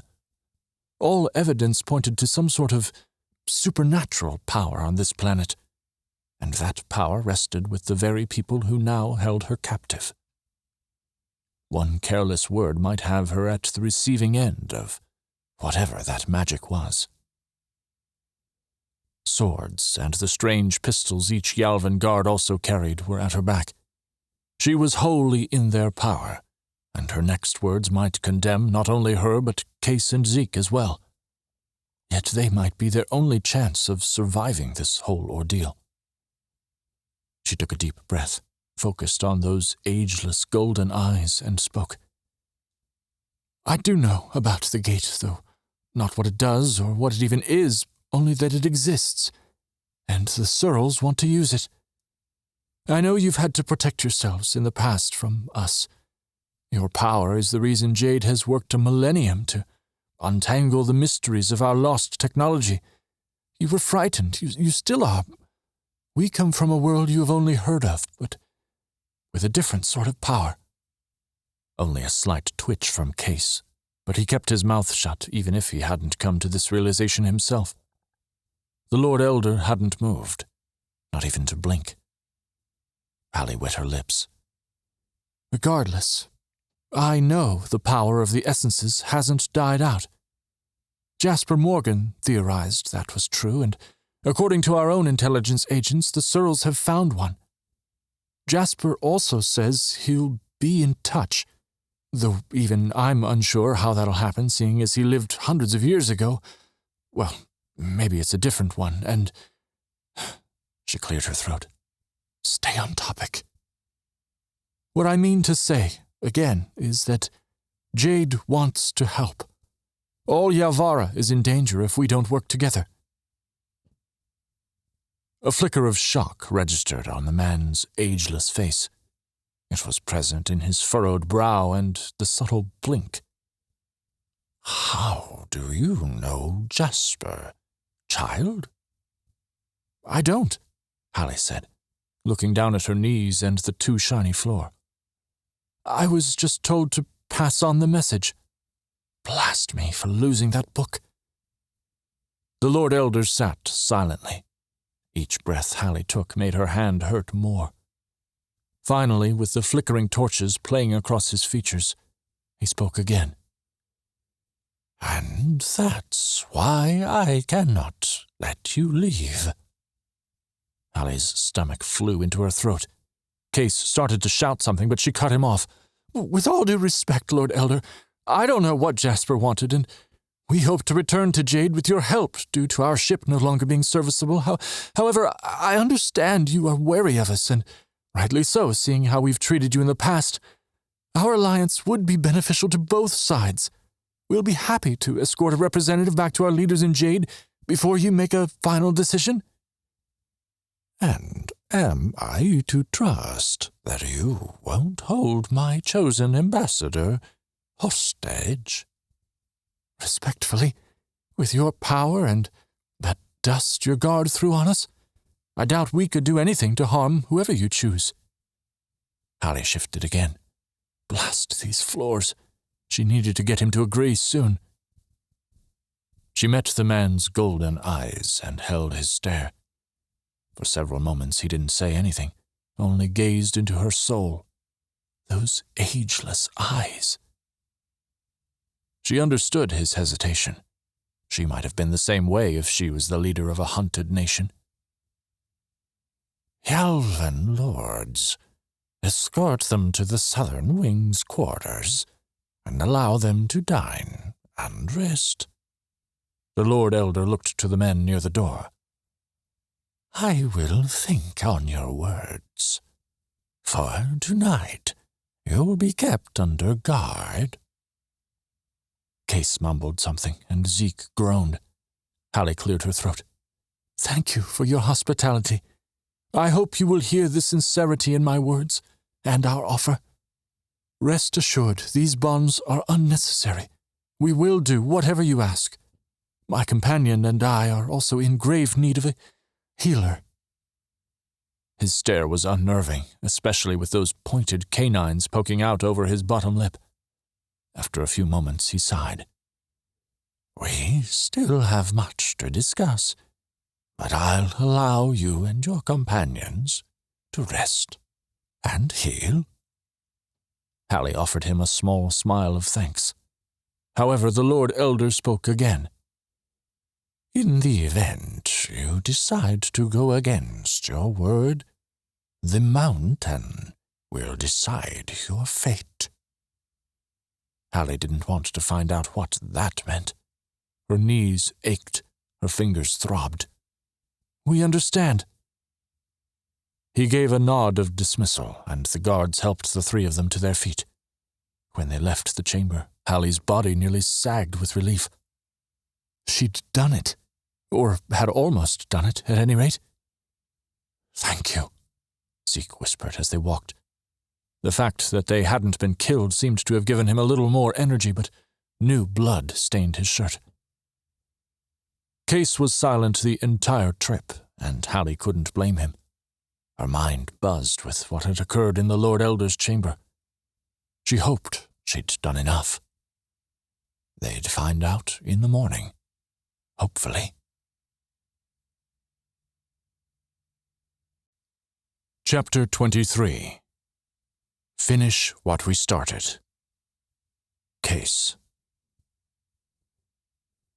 Kase only had minor bruises and scrapes, but the mysterious gold dust still cleared them all up. It had been at least an hour since a strict Yalvan woman had smeared it on his, Halli's, and Zeke's injuries and murmured, or really sung, a few words in her language. The healing hadn't felt like anything at all itself. There was an almost phantom-like burn, but by the time Kase had determined how to describe it, his wounds, small as they were, had vanished. All that was left behind was the blood, dirt, and gore to be washed away. He'd then asked about his previously busted eardrum, and lo and behold, the woman had healed that in a matter of seconds. He glanced over at Zeke. His brother lay on a bed too long for his tall frame, the firelight from the hearth in the common area peeking through the cracked door and falling onto his tensed face. Even in sleep, Zeke looked to be in pain, though the woman had healed him as well. The adrenaline from the fight had been thoroughly drained as the Searle-inflicted wound in his shoulder continued to ooze blood. It was a miracle he hadn't bled out in the ruined streets. Kase shivered even now, an hour later. Everything had been a blur, and the thought of losing his brother was unthinkable. He'd probably lost Skibbs, and Ebba was gone. Those were tough enough, but Zeke? He swallowed hard and blinked back emotions and memories of happier times with Skibbs, flying out in the country underneath an uninterrupted blue sky, sharing drinks and dreams in a rousing tavern on the edge of the upper city. He pushed back flashes of Ebba mocking them as they climbed the tree, or her shocked face when he'd beaten her at the slinging contest. He wasn't going to be able to sleep a wink. Kase looked out toward the common room. He remembered seeing a few leather books on metal shelves flanking the fireplace when they'd come in earlier. Maybe they were written in common? A good book would be the only thing to help him now. Before he stepped into the room, a soft noise met his ears. He looked back at Zeke, and while his brother slept fitfully, his breaths coming in huffs, it wasn't him. Kase looked back at the door. The noise was soft, like a breath but labored. Was it Alli? Without making a sound himself, he peeked through the crack. a form with narrow shoulders and long braided hair huddled in a chair near the fire. He stepped into the small parlor. "Alli?" She spun around, wiping her eyes. "Yes? Didn't realize you were awake." She smoothed out wrinkles in her blood-stained blouse. "I couldn't sleep." She sniffled and wiped more tears from her face with her shirt sleeve. "Sorry, I didn't mean to wake you." "You didn't wake me. I couldn't sleep either." He glanced down at his stockinged feet. The wool had worn away in spots, leaving near holes in the toes. It was an inopportune time to wish he'd packed more socks, and he hoped Alli didn't notice. He wasn't sure why that mattered now. He tore his eyes away. They landed on her face. Alli turned back toward the fire, where the flames licked the logs and stretched toward the far reaches of the visible stone laced with designs made of zuprium. The bricks reminded him of those that had decorated that temple near the stoneman. She buried her head in her hands. "I don't know what to do. I didn't know Ebba as well as I should, but now she's gone. She'll never go home. Her parents, they'll be thrown into the debtor's prison, and I can't do anything about it. I failed to convince the Lord Elder, and... Her shoulders shook as she sobbed. She said a few other things, but Kase couldn't make out what they might have been. Instead, he didn't think, only strode over and pulled her out of her seat and into his arms. He held her there as her tears soaked what was left of his shirt. Unbidden, the memory of that terrible night after they'd fought the stoneman, when she'd told him about her brother, popped into his mind. He hadn't known what to do then either, but with his arms wrapped around her shoulders now, he realized how much he needed her there with him. His heart thumped too loudly, and he hoped she didn't notice. Hesitantly, he pressed his cheek to her hair. It was soft, like some sort of cloth? Silk? His brain wasn't working right. He was exhausted, mentally, emotionally, and physically. His body ached from the night's events. Skibbs was missing. Ebba was dead. The Lord Elder hadn't agreed to an alliance yet. Would they be allowed to go home? And if they did without accomplishing their objectives, he'd face charges. None of that mattered. He needed to be present, in the moment. Still, he held her tightly for a good while, because it was the only thing that felt right, when everything else around them was so wrong. Her body was warm, tucked next to his, and as terrible as it sounded, he didn't want to let her go. But her sobbing had stopped. "Come on," he whispered reluctantly into her hair. "Shall we read a book from that shelf there? Maybe it'll help to think about something else." Stars, that sounded callous. Alli pulled back and sniffed. "I think I need a few moments." "Don't blame yourself for this." She shook her head. "Maybe I could have stayed with her when she stormed off. Maybe I could have done something other than just stand there. There wasn't anything you could have done better. None of us could." Alli put her face in her hands once more, but Kase pulled her wrists away. "We still have a job to do." Alli avoided his eyes, tugging her wrists back and fiddling with the lace at her throat. Kase had never noticed its intricate floral pattern. He blinked. "Focus." Digging in his pocket, Kase brought out the stone he'd taken from Ebba. He held it out. "Not sure what this is, but Ebba had it in her hand when... Well, I thought you might know what to do with it." She looked at it curiously for a moment before her eyes lit with recognition, then darkened. "It was for her brother. She was taking it home to him, but now..." She swallowed hard and took the rock from Kase's outstretched hand. "I'll deliver it. It's what she would have wanted." Kase nodded.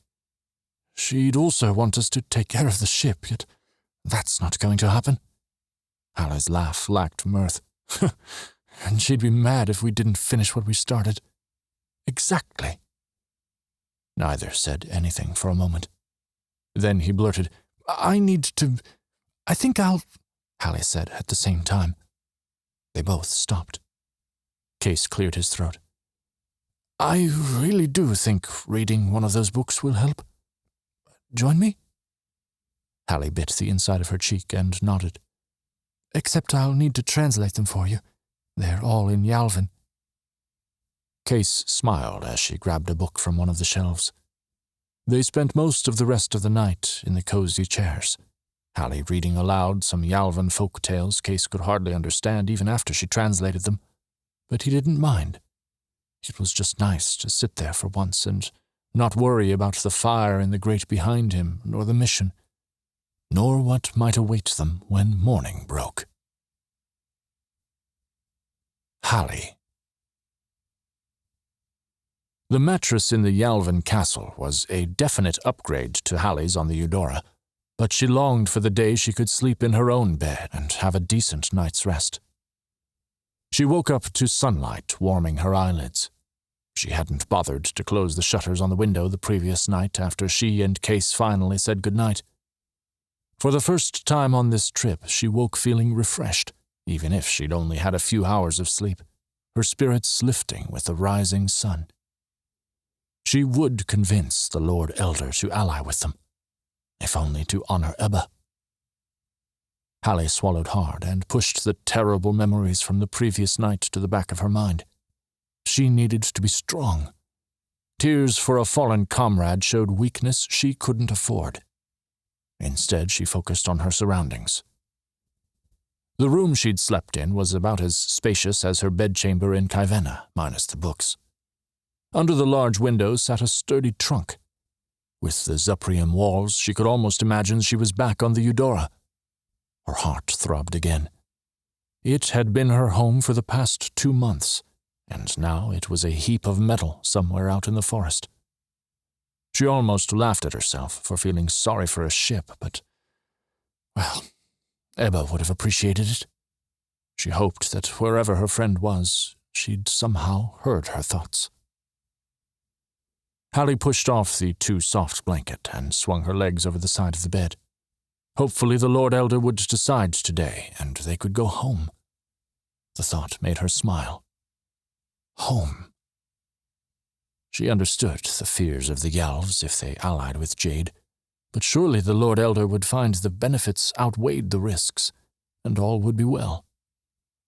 Except for Ben. After a healer fixed her hand with more of that mysterious dust, Hallie had been so exhausted the previous night she'd fallen into a dreamless sleep without any trouble. But now that she'd awoken, the thought of Ben, it was like she'd gotten a rock stuck in her shoe, but she couldn't figure out how to extract it.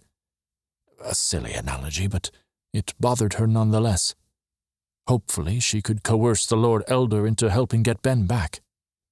That would at least make up for the fact they'd lost their other comrade, right? Hallie blinked and took a deep breath in. She should get out of bed and get ready for the day. That would keep her mind busy. Attached to her small chamber was a tiny bathing room, and Hallie spent way too long inside. The water in the tub was delightfully hot, steam rising like smoke from the surface. Her eyelids fluttered shut, her muscles practically groaning in relief. It had been a while since she'd soaked properly. The bathing chamber on the ship had been functional, but nothing like this. She stayed in until her fingertips wrinkled, and only then did it occur to her that she hadn't heard anyone come in to fill the tub this morning. And though she stayed in for far longer than she should have, the water never turned cold. Maybe they'd let her sketch whatever supplied the water and kept it warm. "Miss Walker?" a feminine voice said from the other side of the door.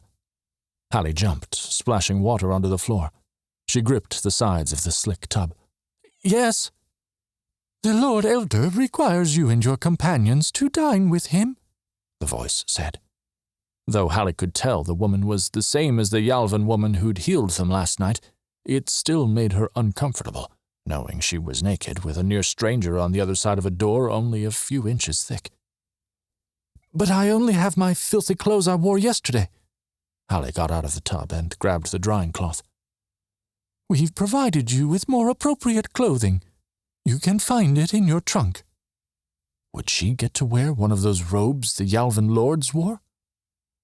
"I will wait in the common area with the others, but hasten with your preparations. The Lord Elder expects you soon." Water from her still wet hair ran down her back, and she shivered. With the towel wrapped around her, she nudged the door open and peeked around it. Her room was empty, but she hadn't heard the door open, nor had she heard it close. After finding a toga without embroidery at the hem, Alli left the room and entered the parlor.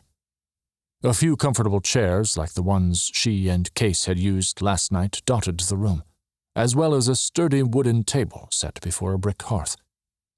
If she didn't know she was on the other side of the world, she would have thought she was in Ellis's small city manor. The others waited, Kase and Zeke in 2 chairs, and the Yalvan woman standing near the door. She was willowy and paler than the mountain snow, her golden eyes glowing beneath a heavy brow. Alli wouldn't necessarily describe her as gorgeous, but there was a strange, ethereal beauty about her.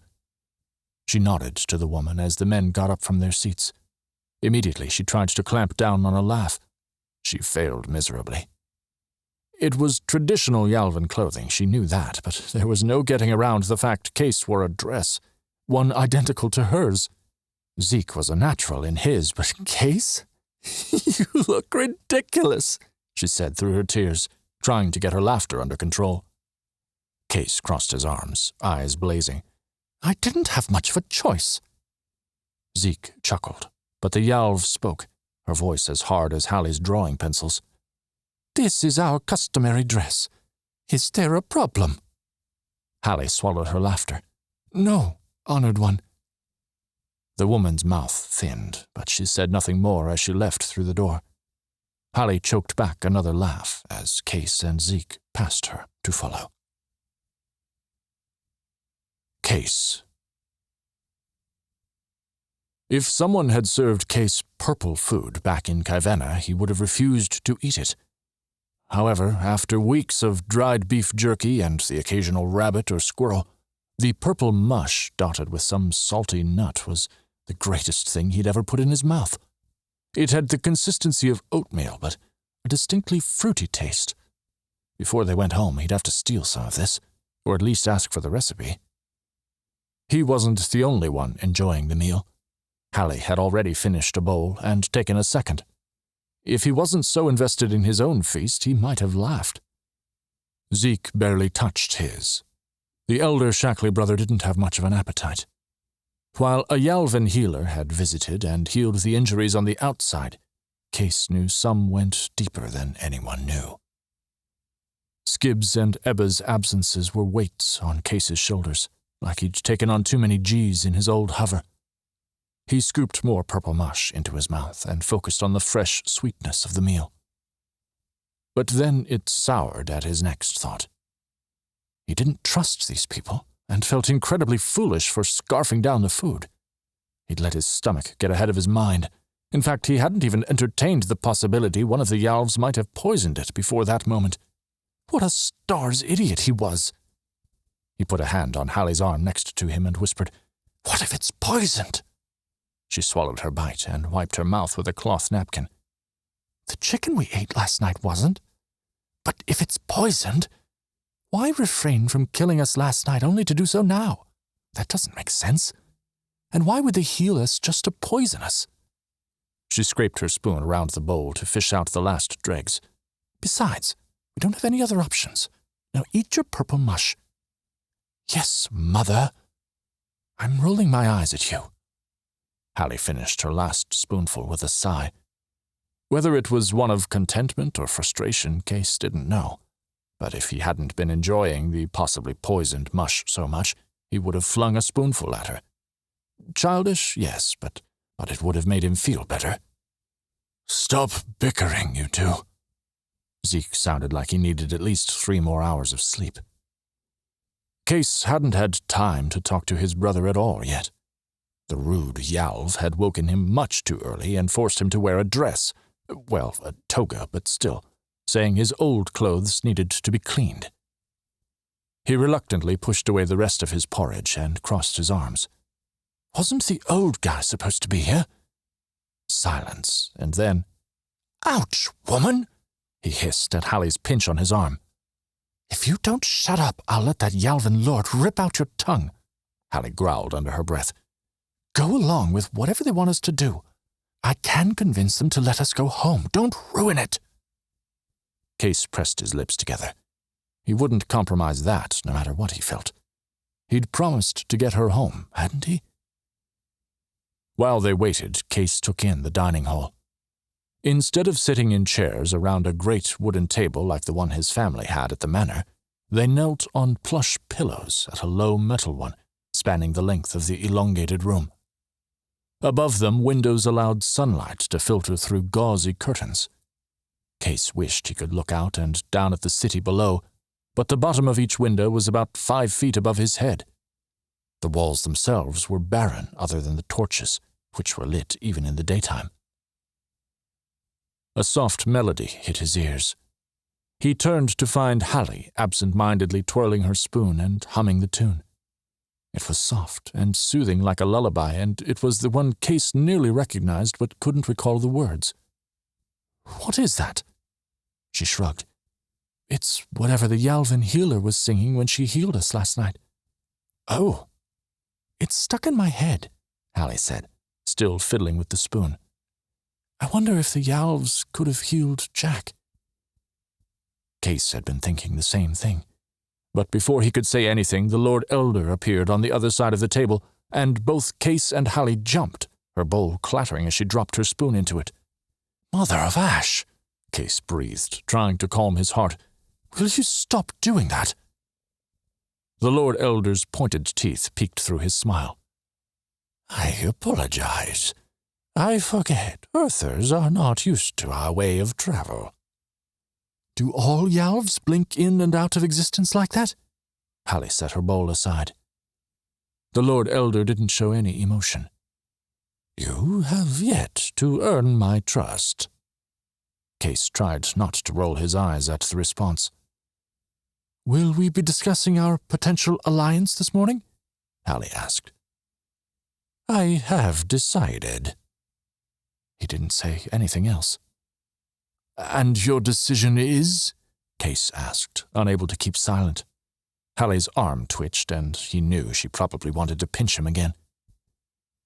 The Yalv's golden eyes bore into Kase's own for a solid 30 seconds before he answered, "You must earn my trust by staying with us for a time. If you cannot do so, we'll leave you to the justice of the mountains." "You mean you'll kill us?" Kase would be dead 3 times over if Hallie's looks could do damage. "I would advise you to keep a tight hold on your tongue and temper, human." "My tongue and temper are fine. We understand, Lord Elder," Hallie said. "Are there any other parameters to our agreement?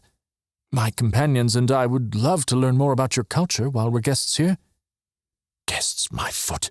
Why won't you tell us how to earn his trust?" "I'll allow it. However, you'll be under careful watch the entirety of your stay." "Yes, Lord Elder. Thank you." Hallie gave a slight bow. Kase cleared his throat. "Lord Elder, I have a request." "Do you, hot-headed one?"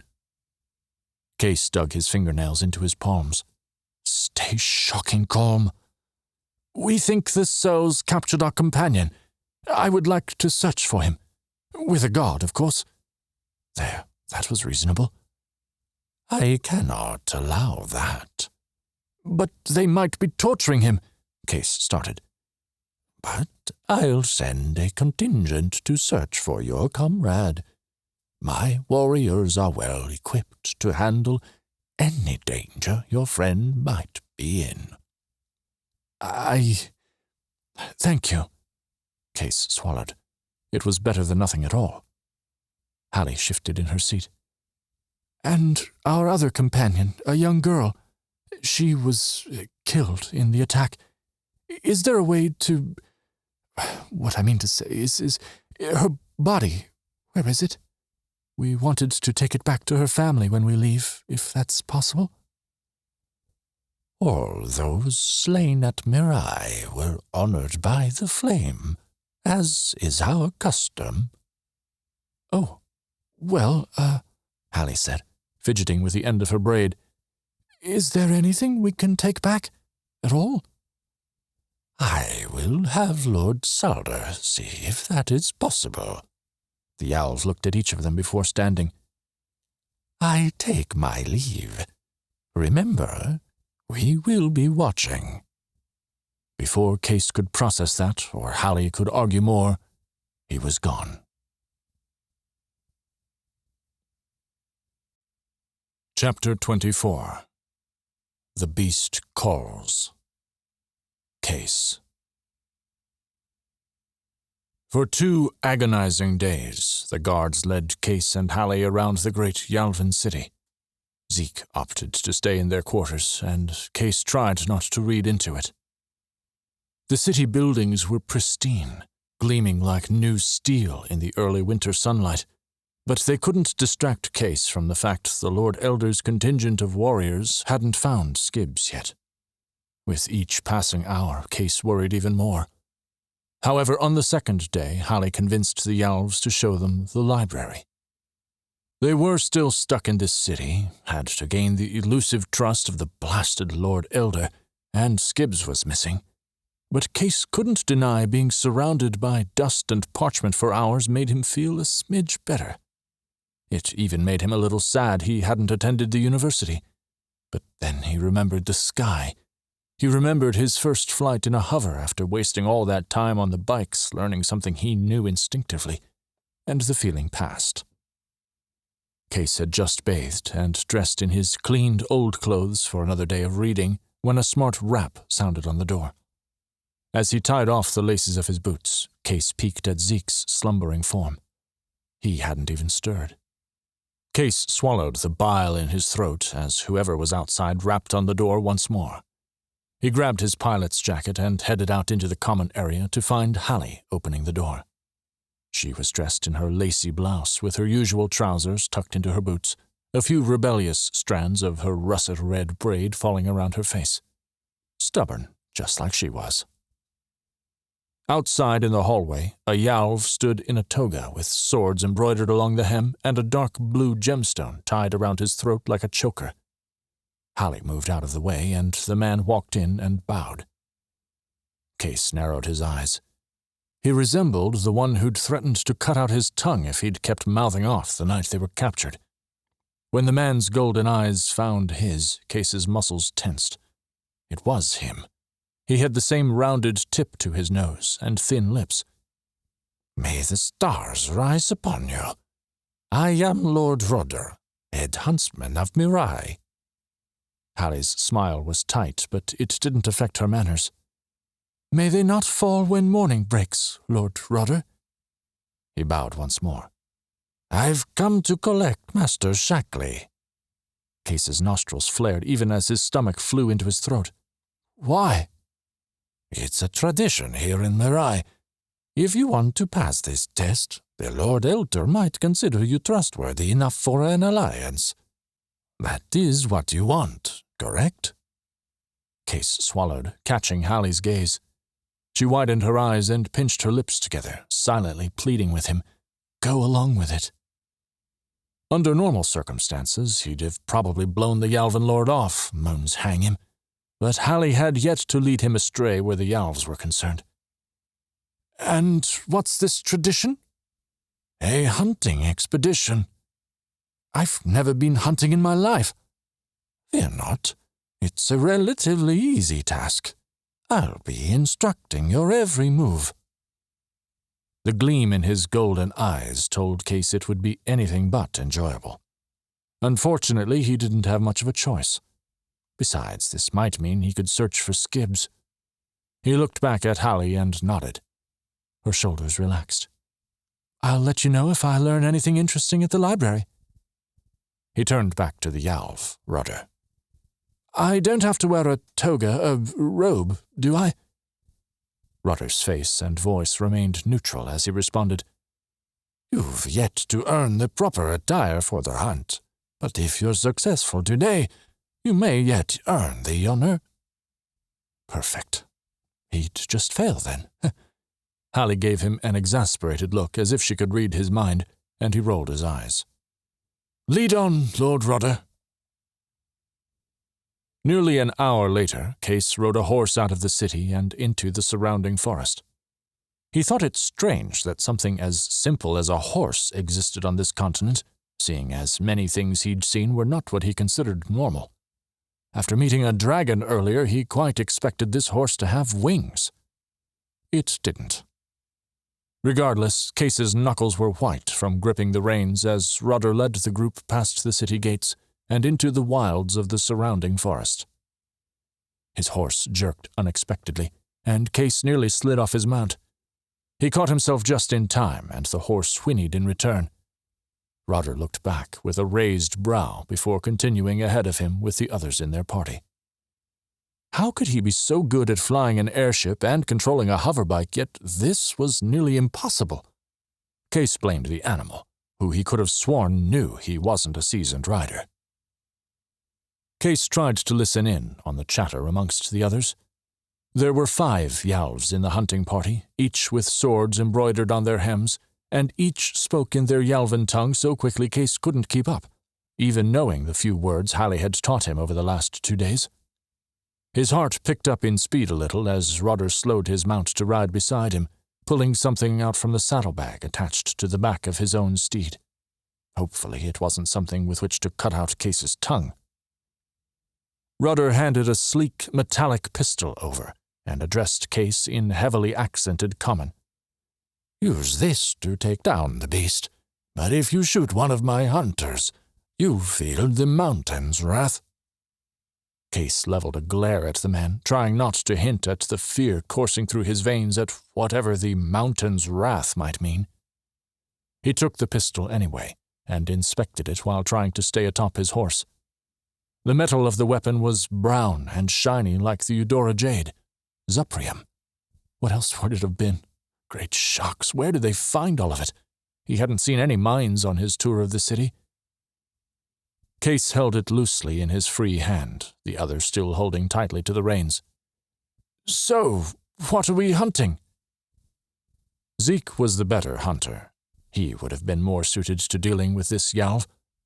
Rudder clicked his tongue between his teeth, and both his steed and Kase's sped up. Kase nearly lost his seat, but a hand from Rudder steadied him. The yalv gave a derisive laugh. "As we feast tonight in celebration of Toro, our god, it's only fitting we slay a dragonar. This one has come too close to the city and has forfeited the right to live."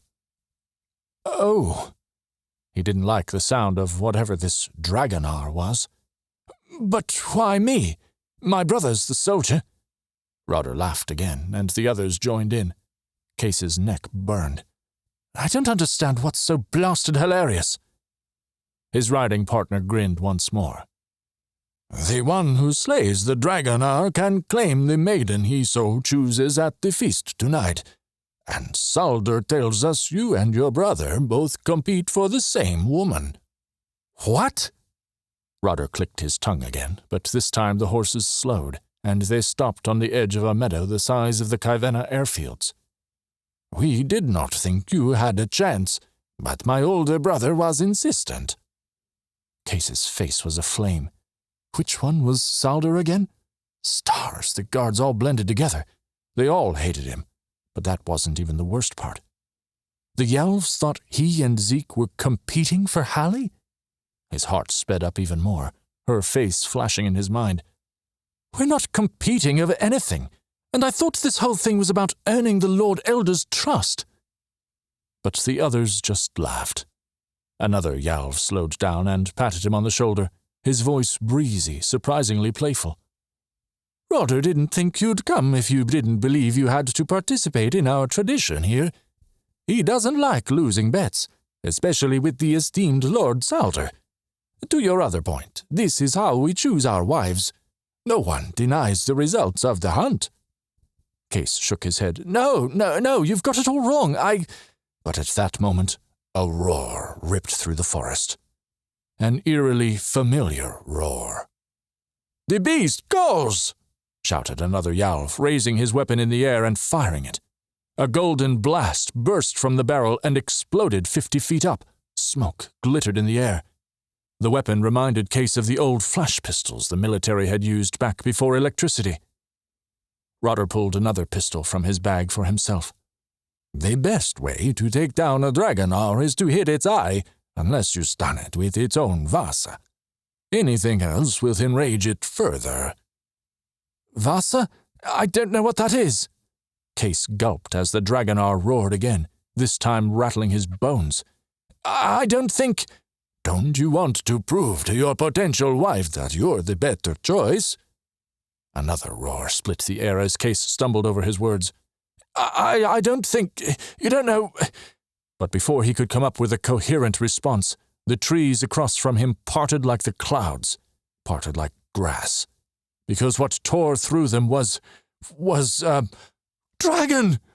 Kase fumbled with the pistol in his grip.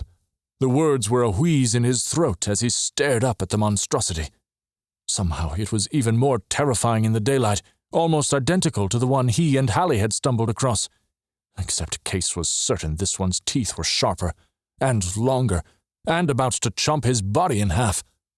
Shimmering dust floated around its body just like the one in the forest, though Kase wasn't sure if it was the same or if it was something from the pistol fire. The other Yalvs whooped and circled, waving their weapons in the air.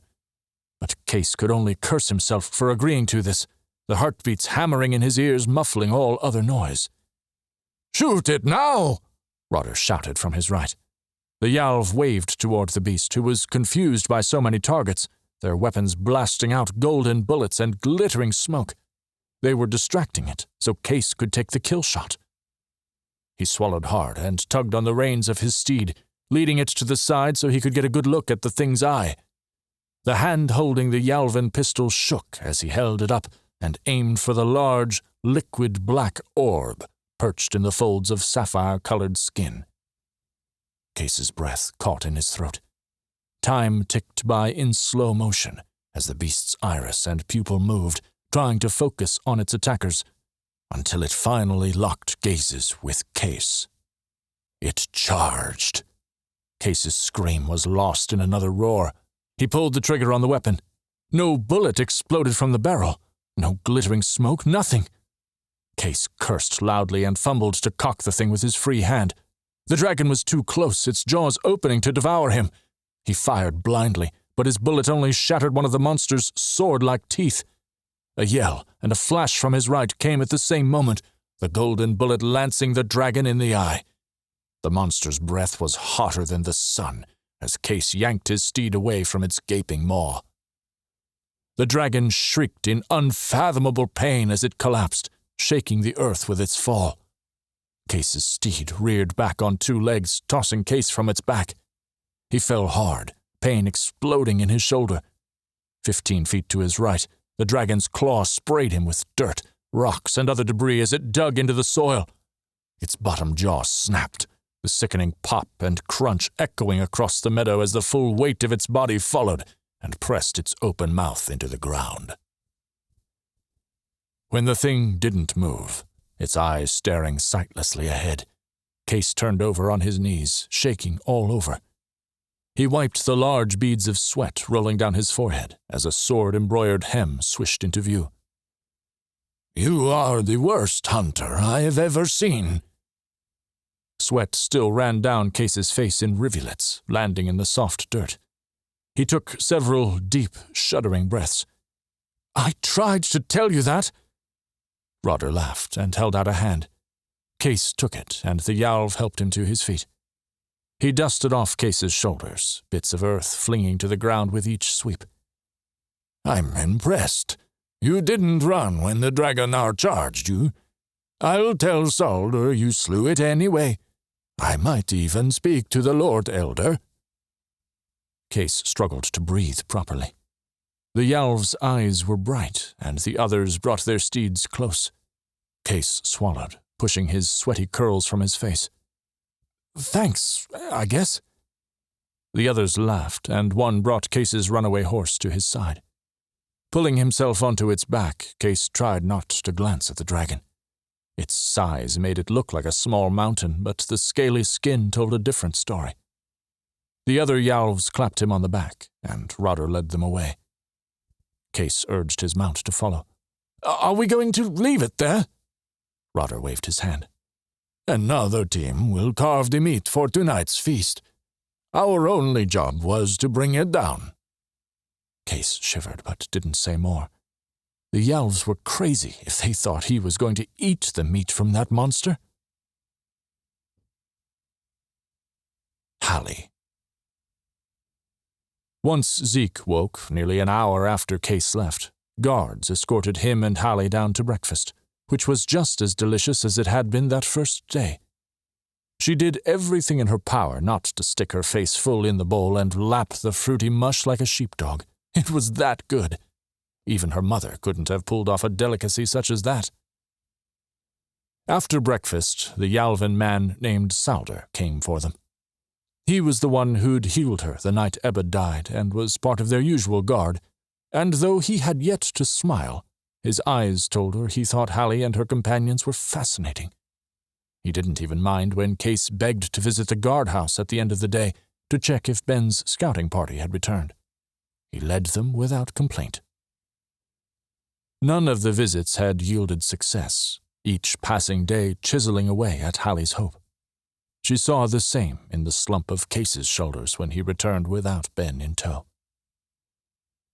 Alli had just finished her last spoonful of the purple mush when Salder strode into the dining chamber. Zeke pushed his food around in his bowl and set aside his spoon before looking up at the Yalv. Chewing her lip, Alli stared a second too long at Zeke's uneaten food.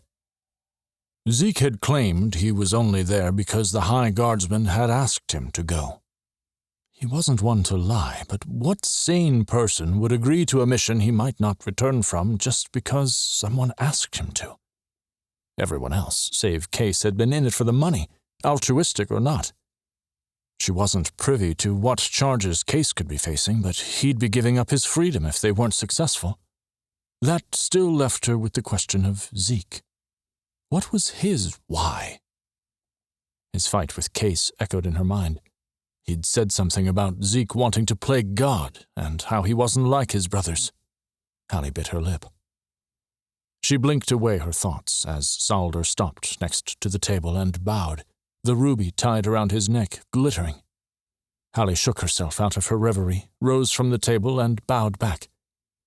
"The stars rise upon you, Lord Salder." "And may they not fall when morning breaks."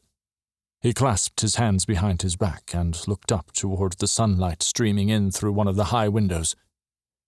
"Am I to escort you to the library again, Miss Walker?" Alli played with the ends of her hair. "Yes, I want to keep researching the ancient languages and the comparisons to modern day." She trailed off and cleared her throat. No one cared what she was researching. Stars. "Of course, I could get there on my own, Lord Salder. I hate forcing you to go down there with me." He shook his head. "It is not an inconvenience, and the Lord Elder wishes it." He bowed to Zeke. "Will you be staying in your quarters again, Master Shackley?" The soldier's hazel eyes were dark, and his voice crackled from disuse. "I'll go to the library today." Lord Salder nodded. "As you wish. Shall we go now?" Alli took in Zeke's broad-shouldered form. He used to stand tall and straight, but now he sat hunched over his bowl of uneaten mush. If only there was something she could do, but she didn't even know what was wrong, and she was terrified to ask. Zeke had been a stalwart figure throughout the entire mission, but now all he did was sleep. She could tell Kase was also worried by the way his eyes flickered to Zeke every few minutes. She'd been around grief enough to know the soldier was working through something of the sort, but she didn't have the courage to ask for specifics. At least the fact he was going to join her in the library was a good sign. Slinging her satchel over her shoulder, she nodded to Sowder, and the Jarl led them from the hall. For each one of Sowder's strides, Alli took 3. She pulled her jacket tighter around her shoulders and shivered a little as they left the palace and traversed into the crisp mountain air. After a brisk 10-minute walk, the elegant library building came into view. While all of the houses looked clean yet jagged, the library was the shining bit of jade in a cave full of coal. Its columns and sparkling glass windows brought a smile to her face as she followed Sowder up the steep stone steps. Back in the extensive library at the University of Jade, Alli had spent countless hours buried beneath tomes and parchment, researching, writing, and reading. She enjoyed curling up by the enormous fireplace on the first floor and staying there until the old bat of a librarian kicked her out. It was one of her most favorite places in the world. Or it had been, until she'd seen this one. Lugging open the arched wooden doors, Sowder led them through the Zuprium-gilded lobby and into the 3-story room with ivory-colored shelves and towering windows filled with daylight tucked between each row. As she took a seat at a table near one of those windows, Alli glanced out at the shining Zuprium Palace with its background of snowy mountain caps. Another perfect day full of dust, books, and that gorgeous view. Zeke fell into the seat beside her. No wonder Kase has come here every day. All these books. Alli shrugged off her satchel and hung it on the back of her chair while Sowder grabbed a book from a nearby shelf and took a seat a few tables away. Maybe he liked reading as much as she did, so he used her as an excuse to get out of his regular duties. I can't believe all this knowledge is at the Yales' fingertips. I know there's a plethora of research at the university library, but I found so much more here. I wish I could read everything. Zeke propped his chin on his left hand and drew circles on the table with his right. I never liked reading. Never found anything I was interested in. Alli froze, her fingers searching for her sketchpad and pencil. What do you mean you never found anything you were interested in? Zeke avoided her eyes. I was never good at it, so I didn't try. Alli bit her lip and set her supplies down. Her pencil rolled across the tabletop, but she caught it before it fell. She stuck it in her hair for safekeeping. I used to be the same way until the right teacher came along. Mistress Jules showed up when I was 12, and she changed everything. This Mistress Jules is the reason you've become a scholar? Alli smiled a little. If it wasn't for her, I might never have considered university. It had been her suggestion to leave Stoneset after everything. All because Alli couldn't face Niels after what he did, after what she didn't do to save Jack. That mine accident was going to haunt her for the rest of her life. The corner of Zeke's mouth turned up slightly. His smile drove the darker thoughts from her mind. It was his first since Ebba's death, and something in Hallie's chest relaxed. She'd have to tell Kase about it when he got back. I'm glad you did. Zeke clasped his hands in front of him on the table. Is there anything you'd recommend? You just asked a dangerous question. I have nothing else to do today, so I might as well try to enjoy my time here. Alli stuck her hand in her satchel and pulled out her copy of the Odyssey. She ran a hand over its cover. You'll like this one, being a soldier and all. It's also my favorite. He peeked over at the title. I think that's one of Kase's, too. She nodded. That's one thing I like about... I didn't expect him to be into the arts, or ancient literature, or anything I was interested in. But the other night we started talking, and I'm word-vomiting. She knew her face was brighter than fire, but Zeke chuckled. I told you he wasn't so bad once you got to know him. Hallie's cheeks burned even hotter. It's not what you think. I didn't mean to... What's that Shakespeare line? The lady doth protest too much, methinks. Great. Now he probably believes. Oh, stars. She swallowed and tried to smile as Zeke said, Mother would like you. She's obsessed with books, too. How she didn't combust right then and there was a miracle. She cleared her throat and opened the book. Then I'd like to meet her one day. She flipped toward the end. Move on. Change the topic. Hurry. I know you haven't read the rest of it, but you'll love this particular scene at the end. Her fingers finally found the page. Zeke looked over. You're going to have me start reading from the end? Isn't that against the rules or something? Alli shrugged. But it's my favorite part. It's the reason I started to love reading, and it would be perfect for you. I'll give you some context before I start so you won't be lost. She paused, finger on her page. If you don't mind being read to, of course. I do a wonderful Odysseus voice. Zeke laughed and waved her on. Yes, Mother would love you. Alli chewed her lip, and she turned back to the page. She explained how Odysseus suffered from an exorbitant amount of pride after the Trojan War, and how it had cost him everything. She explained that Poseidon, Greek god of the sea, cursed him for blinding his Cyclops son, and how nearly 20 years after Odysseus left for Troy, he returned, alone and broken, only to find his home overrun by greedy suitors vying to take his place as king. And so he smuggled himself into the palace under the guise of an old man with the help of his son, Telemachus. His wife, Penelope, finally agreed to entertain the suitors and said she'll marry whoever can string Odysseus's bow and shoot an arrow through 12 axe heads. But she knows it won't work. Only Odysseus can do it. But if he's right there, why does this matter? Why can't he just reveal himself instead of going through all that? Is he going to have to fight the suitors? Zeke trailed off at Hallie's severe look. She clucked her tongue. Quit thinking like a soldier and relax. She found her place in the text and read, Owl-eyed Athena now prompted Penelope to set before the suitors Odysseus's bow and the grey iron, implements of the contest and of their death. On and on she read, Zeke listening at attention, drinking in every word.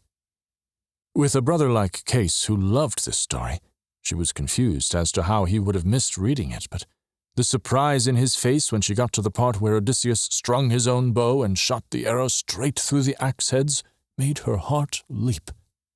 Then he laughed when the suitors realized who stood before them. She couldn't wait to tell Kase.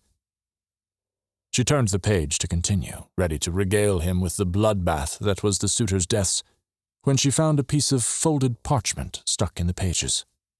She paused and took out the paper, frowning. Where had that come from? She was about to open it when a soft cough interrupted her. She looked up to find Zeke waiting patiently, but he gestured behind her. Stuffing the parchment down in her satchel, she turned and found she had an audience. Where all the Yalvan children had come from she didn't know, but each had an expectant look on their face and a glimmer in their golden eyes. Near the front of the group, a girl with soft curling hair stood, her hem boasting embroidered books, scrolls, and quills. She looked about 12, but it was hard to tell with the Yalfs. She bowed slightly. Please continue, miss. Hallie's chest warmed. She'd found kindred spirits on this side of the world. I can start from the beginning, if you'd like. The girl looked down at her companions. Stars, there were nearly 15 of them. The girl beamed. We want to know what happens to the suitors, miss. But after, we would like you to keep reading. Out of the corner of Hallie's eye, a smile pulled at Saldur's thin lips as he set his book aside and leaned in. With gusto, she launched back into the story, reading right up until Saldur said they needed to head to the evening's feast. She walked back with a little hop in her step, old dreams spinning a new hope in her head. Hopefully, upon their successful return to Kaivenna, she'd have more of these days, reading to all the children in the new school she wanted to open. Soon. They would be home soon.